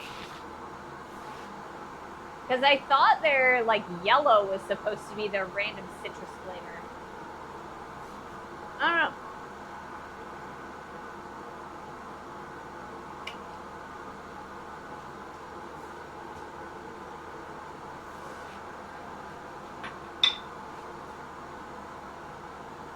So, some of you may notice that for the rounding of this neck, I'm not using a full hammer blow. I'm kind of using a really short little hammers or hammer hits. And the reason for that is because this is a very precise and delicate procedure. I don't want to forge it, or the steel, I don't want to collapse the work that I've done to create that nice large transition between the wooden handle and the metal, the bolster, I think that they call them. So I use the teeny hits so that I'm moving the steel a little bit. I'm taking out all of the corners and the facets, but I'm not squishing the material, you know? So when I'm trying to squish the material, you can do the full blows. But that's why you need to learn variable hammer swings. You can't always do a smashing hammer swing. You can't always do a tiny little dink hammer blow. Gotta decide what job you're doing. Gatorade has those ice or frost flavors or whatever they are. And now they have fitness shake and stuff like, fitness shake. I don't know about that. That doesn't sound very, that just reminds me of like those, I used to have a friend that would go to the nutrition store and buy like powdered protein. And I cannot, it sounds disgusting, you know? You put the giant amount or like the giant scoops of protein in your shakes or whatever. That just sounds disgusting to me. I mean, whatever helps you, you know, with your gains or whatever, but I don't know. I would imagine it'd be chalky.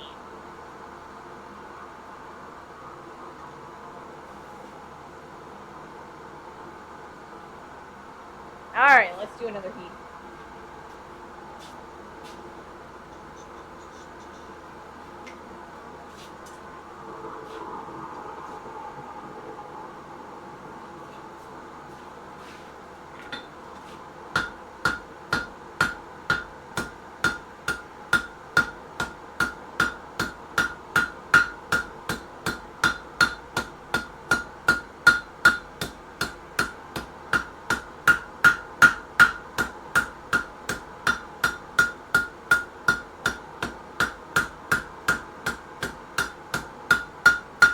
Man, my ponytail is getting too close to the steel.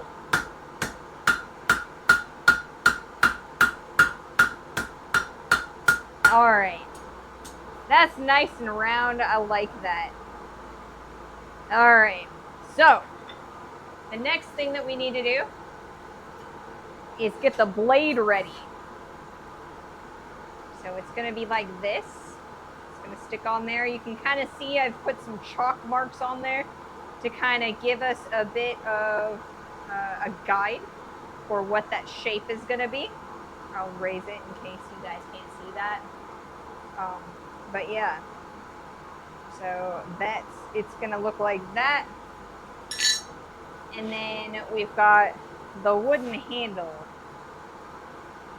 So this is just a dowel right now, but we're going to kind of shape that a little bit, so it's going to be a little bit closer in diameter, closer to this guy.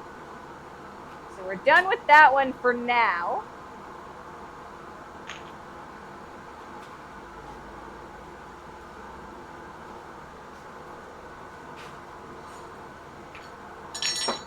It's a little on the warm side. It's not too hot, but it's a little warm. Let's see if I can't. I think that this is too big. Yes, it is. Okay. So the next thing that we need to do is start up the big forge.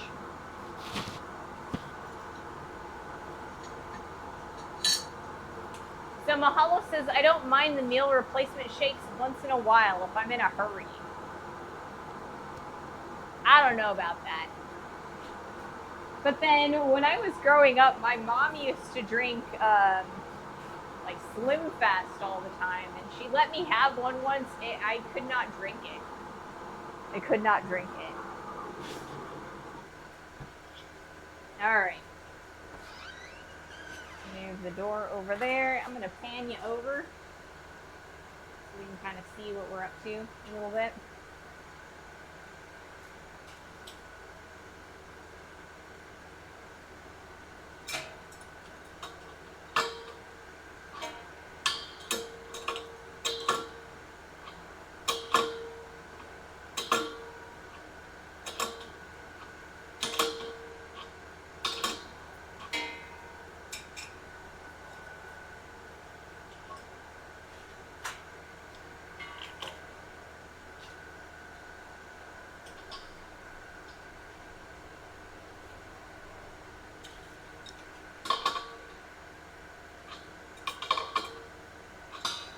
So I don't know how much work we're going to be able to get because it's going to take a little bit for the big forge to heat up, and we don't have a lot of work time left in the stream. We're going to do our best to make use of all the time that we have together. So we have less to do on Wednesday. Oh, I don't know why I grabbed that yet. Okay, cool. Seals are good.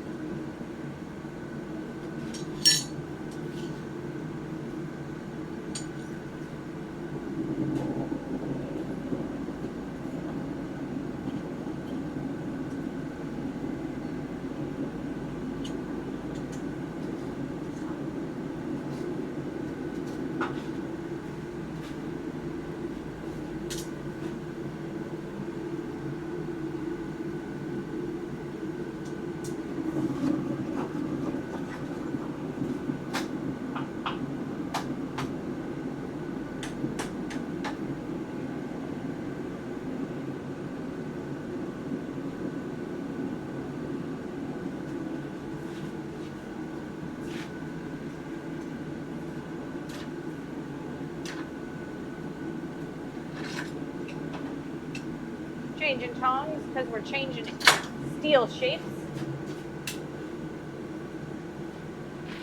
Andromeda Castle creates.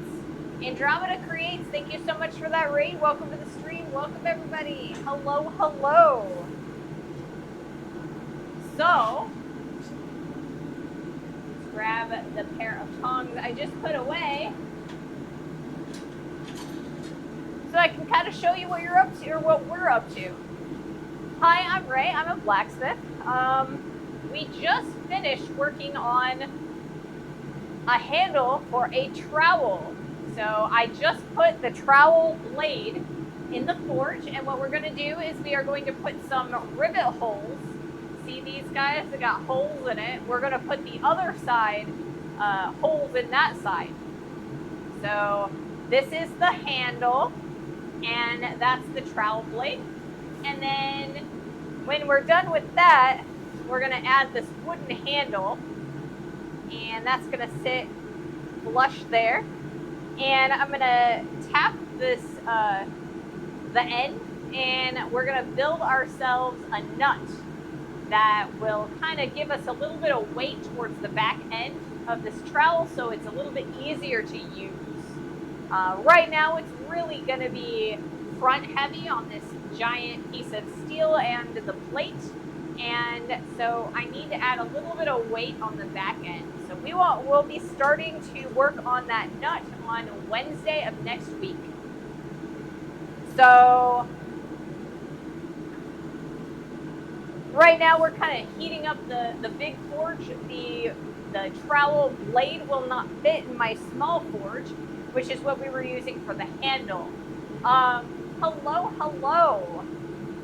I love answering questions, so if you guys have any questions about blacksmithing, about the steel, the forges, myself, within reason, let me know, because like I said, I love answering questions. So, normally I stream Monday, Wednesday, Friday at 2:30 Eastern US time. However, this week we are postponing Friday's stream to Saturday. So it's going to be Saturday at 2 p.m. Eastern US time. And that is because we are going to be streaming live from the Indiana Blacksmith Association conference. And I'm going to be taking you guys around with me to kind of experience that conference. And then Monday I will be canceling the stream because I need a recovery day after all that travel and all of that effort. So our next stream here in the shop working on this trowel will be Wednesday, a week from today, at 2:30 Eastern Daylight Savings Time, US.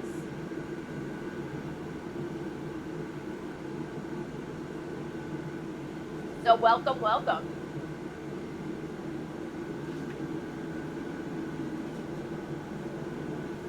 I'm super excited about the conference.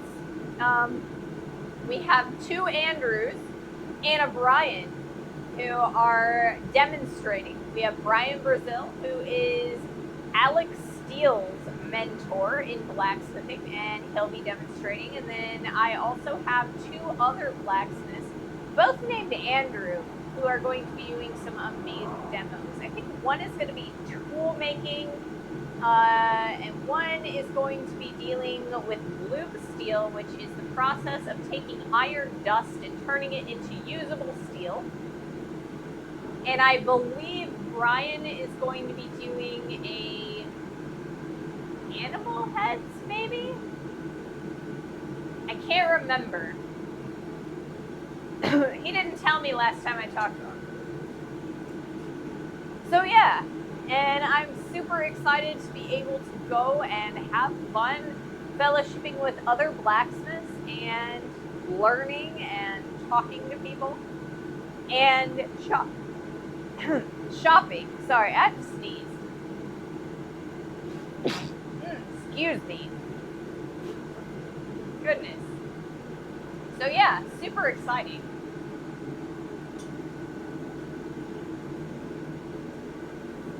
So welcome, one and all. I'm super excited to see you guys here. Still a little on the hot side. We'll cool this down though in case I accidentally go to pick it up again. Woo! Yeah. I'm super happy with how round this came out. It came out really nice, Mahalo. Thank you. Bless you. So yeah, I'm pretty happy with this handle. Not bad. Let's dry it off so it doesn't promote rust, because like I said, we're probably not going to be attaching the two pieces together until Wednesday of next week, and I don't want it to be rusty when I do so. Thank you so much for the blessings. Is that the right word? The bless yous?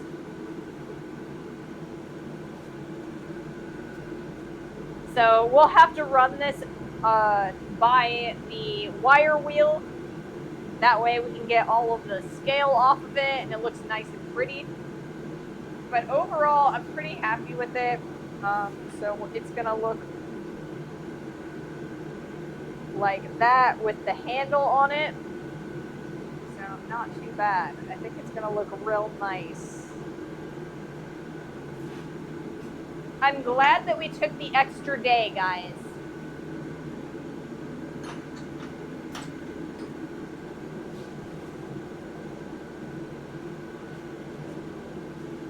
All right, so the ad has started.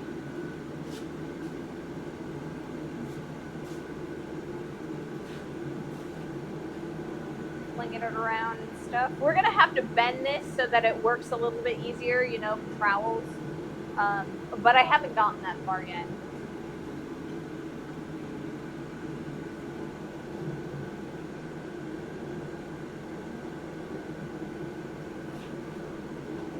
How we doing on that?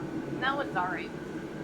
A little bit more heat, we should be good to go to start doing our hole punches.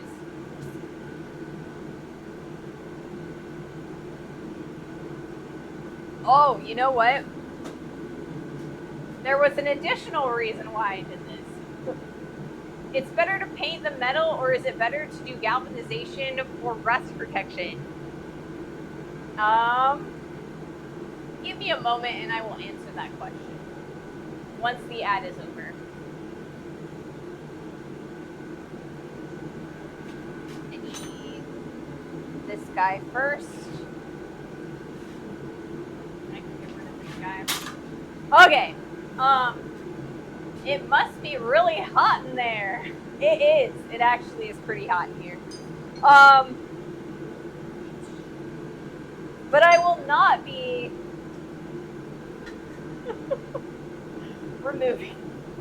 following the song. So, is it better to paint metal or is it better to do galvanization for rust protection? Okay, so, most blacksmiths are not going to galvanize their pieces. The closest to galvanization you're going to find in a blacksmith shop is probably powder coating. Most blacksmiths don't like dealing with galvanization though because it is a zinc-based coating, and if you have to heat up zinc, it creates a noxious gas that is very poisonous. It creates some horrible, awful illnesses, and you don't want to mess with that in a blacksmith shop. Personally, I enjoy waxing my pieces to prevent them from rusting. I use a paste wax. I used to use Johnson paste wax, but that is no longer manufactured. But Minwax now has a paste wax that I often use to protect my steels. However, if you get a lot more of the natural feel of a forged piece when you are waxing it. However, it doesn't last as long. You have to continuously maintain that wax coating. You can spray paint your work. You can wax your work with beeswax. You can powder coat things. I mean, it's just kind of what look are you going for. You can also heat up to a black heat and use a brass brush and brass over your pieces.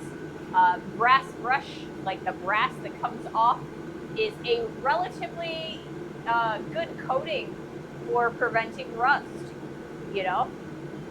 So it's kind of what I'm going for at any given moment. Okay. So when I take this paddle out, what I'm going to do is we're going to put this guy on here, this direction, because I want the trowel face to go this direction. So you can use it like so. And I am going to center punch where the holes are so that they line up when I go to put the rivets in. So that's going to be our next heat.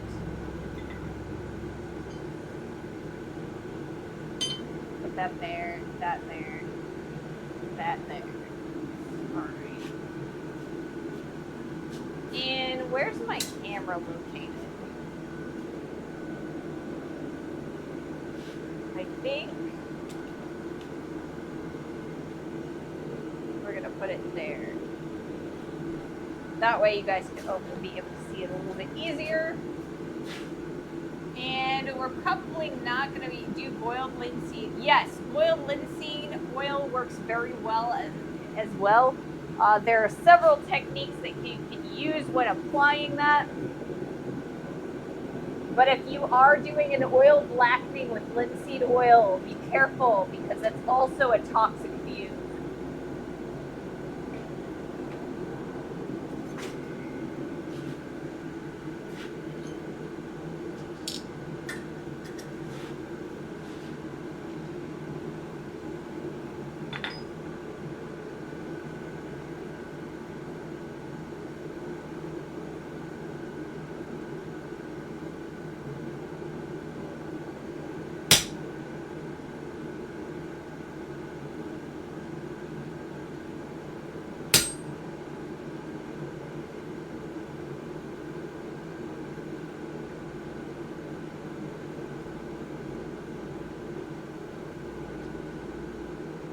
Okay.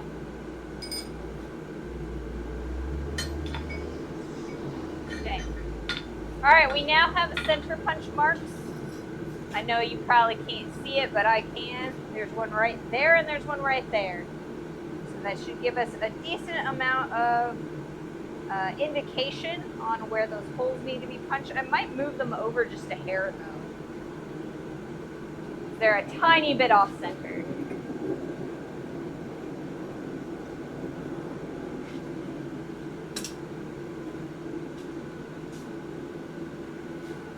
Yes, boiled linseed oil is a great coating. It's not amazingly permanent, but if you can do a process called oil blackening with it.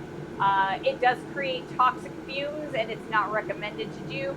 But if you apply to the front of a piece of steel and you apply heat to the back of that piece of steel, it will start to blacken that material. What if you like melted plastic? What if you use like melted plastic and just dip inside the metal? Like Plastidip? There is a whole type of, or there's like a Plastidip, which is a coating that you can do. That would work relatively well, but you're not going to get any of the hand-forged look out of that. But like I said, there's multiple different types of coatings that you can apply to your forged work. And if that's what you want to use, more power. Make sure that your steel is cold if you are plastic dipping it though. I don't think it'll work amazingly well if your steel is hot. Thank you so much for that follow. Hiya Oda. Welcome to the stream, welcome to the community. For rust protection. Yeah, I mean, it'll work for rust protection. But it's not the only thing that'll work. Really depends on what you're protecting. Is it a sculpture or a roof? Exactly. It's kind of like, what look are you going for? How long do you want to protect it?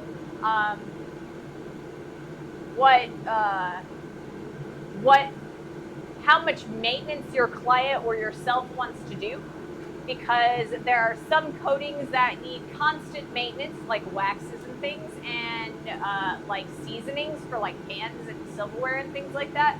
And then there's hit it, forget it kind of coatings like spray paint and powder coating and stuff like that.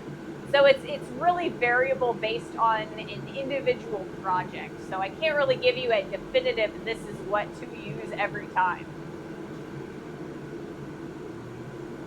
Oftentimes, like all of those, I haven't even done anything to them. Those are all just bare metal.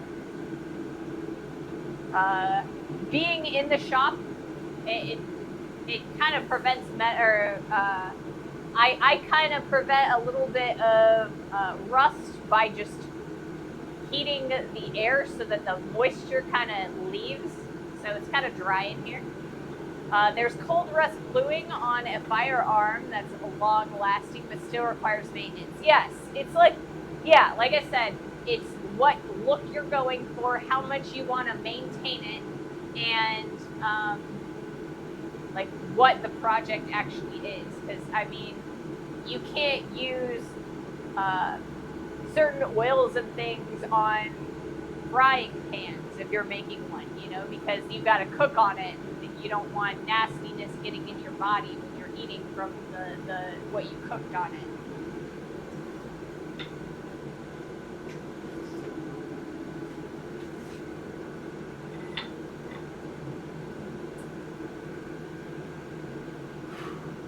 Okay. Let's see, what time is it? It is 2:17. We should be able to get one of our holes done. So let's try this. Fingers crossed, anyway. I don't know for sure, but I'm gonna try.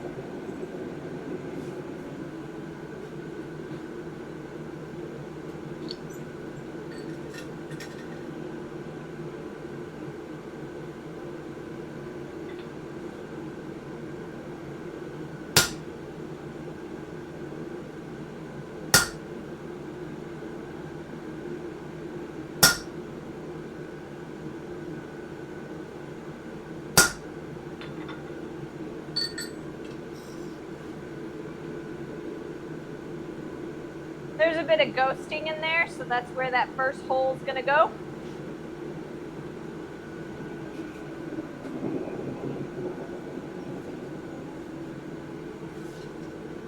This one, we're probably gonna go directly to the Pritchell hole, or like close to the Pritchell hole. This is really thin. So we're probably gonna try and do it in one heat, like the other, or the second hole on the handle. I can speak. Like I said, it's getting really late in the stream, and I'm starting to get like tired and sleepy. A little bit. Little bit. All right, let's come over here. Center that Pritchell hole in the camera. I might go a little bit closer. If I go too close, then you guys won't be able to see it because it will be.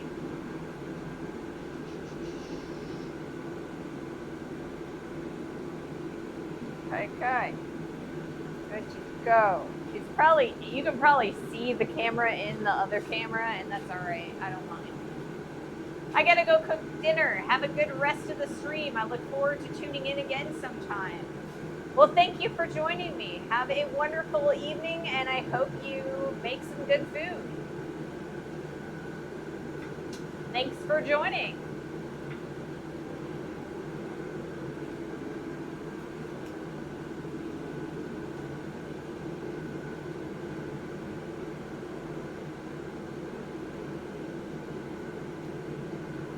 Red Gatorade.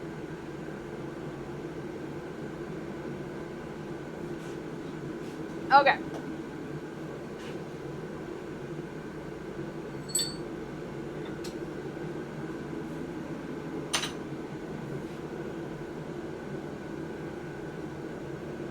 If we get this hole, or we're going to end the stream and raid off when I finish this hole.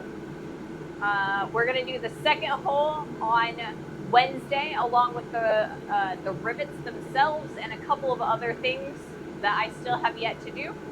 But only after we have completed this hole. So it might take one heat, it might take two, it might take three. I don't know yet. All right, let's do this.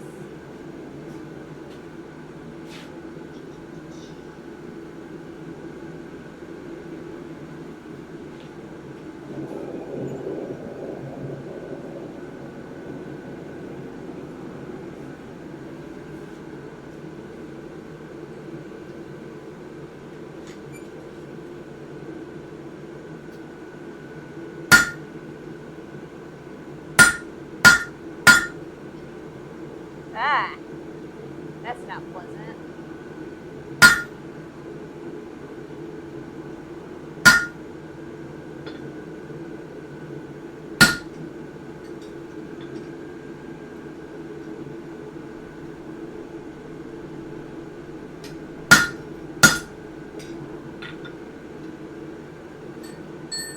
starting to move on me again, so I'm gonna have to re-look at that. I think we're all right.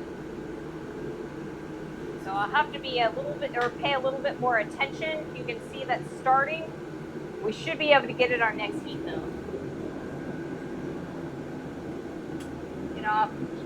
There we go.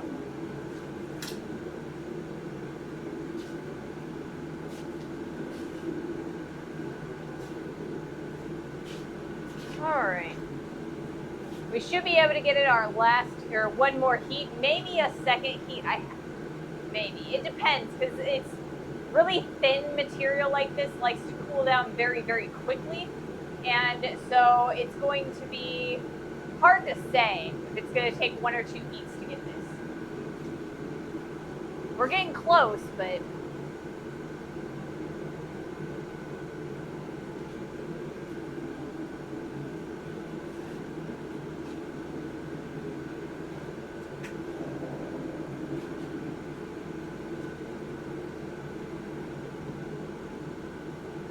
Gotta let it get nice and hot.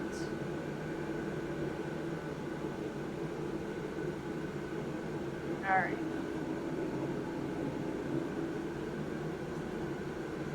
Let's see. I don't know. But yeah, we're starting to wrap up the stream, and I will be back here in the shop. Well, I will be back streaming on Saturday at 2:30 Eastern. And I will be back in the shop on Wednesday, a week from today, at 2:30 Eastern. All right, let's do our next heat. I'm not going to say it's the last heat because it might not be. Have I eaten today? I have. I ate a ham and turkey sandwich for lunch.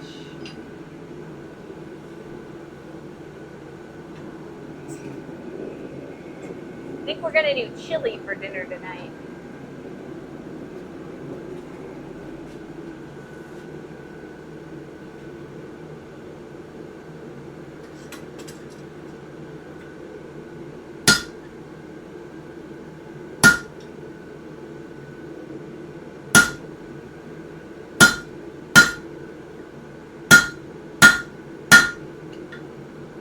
Almost. You can see that there's like a bump out there. We'll have to try and get that out of there. We'll heat that up first.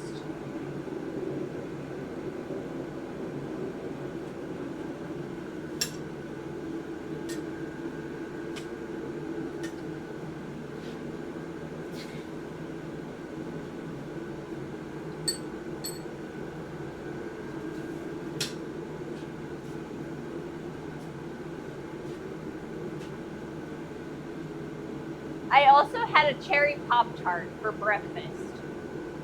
So I typically have Mountain Dew and like cereal or a Pop-Tart or, you know, something for breakfast, and then I eat lunch.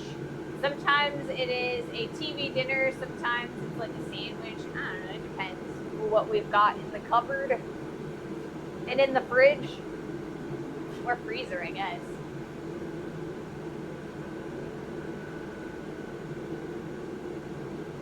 But it's fun.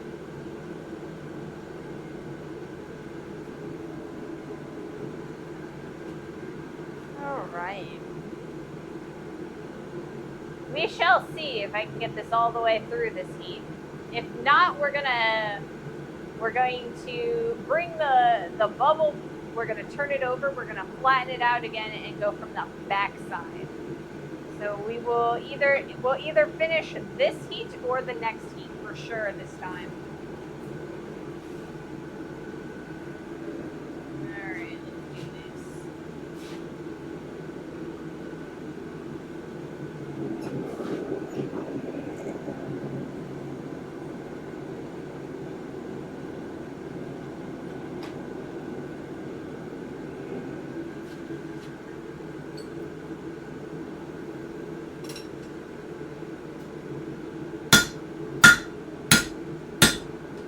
All right, we're through. Excellent.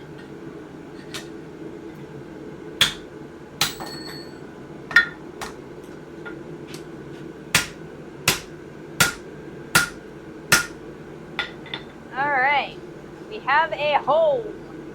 I am gonna heat it up one more time and come from the back side because we got a little bit of warpage there.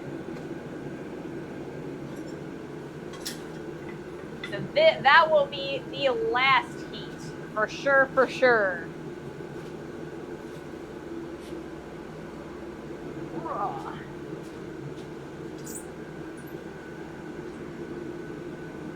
Keely Feeds, thank you so much for that follow. Welcome to the stream. Welcome to the community.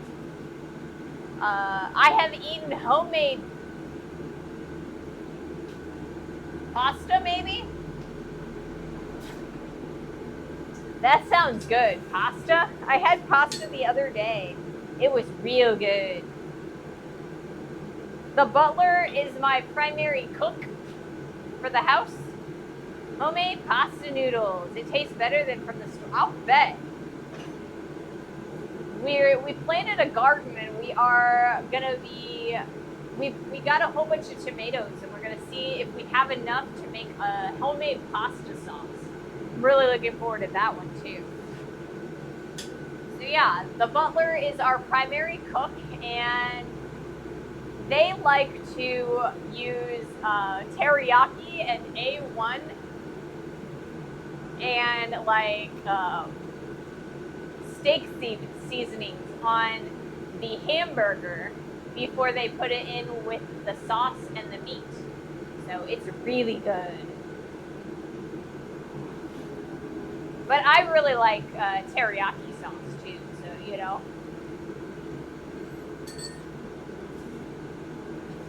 All right. Last heat. Last heat. Let's do this.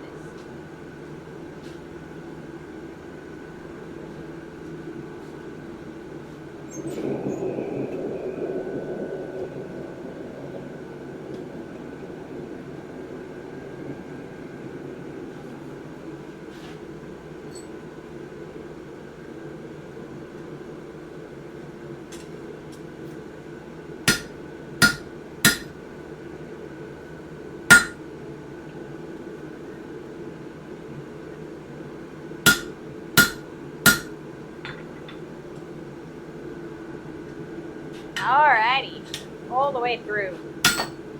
Check that out. That's a nice hole. Not bad.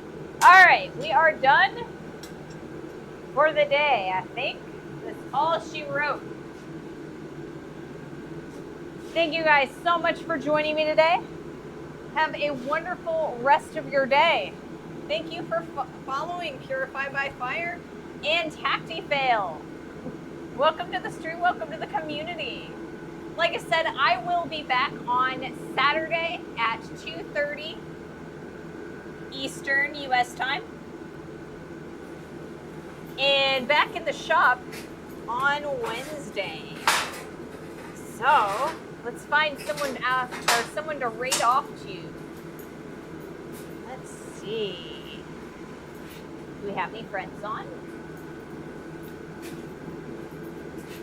Ooh, it's been a while since I've seen Miramac. Let's raid Miramac.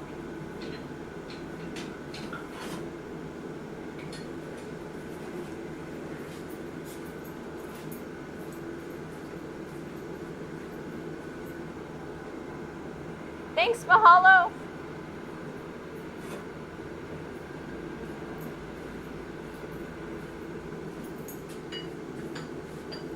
I will do my best to travel safely. And I hope to see you guys Saturday.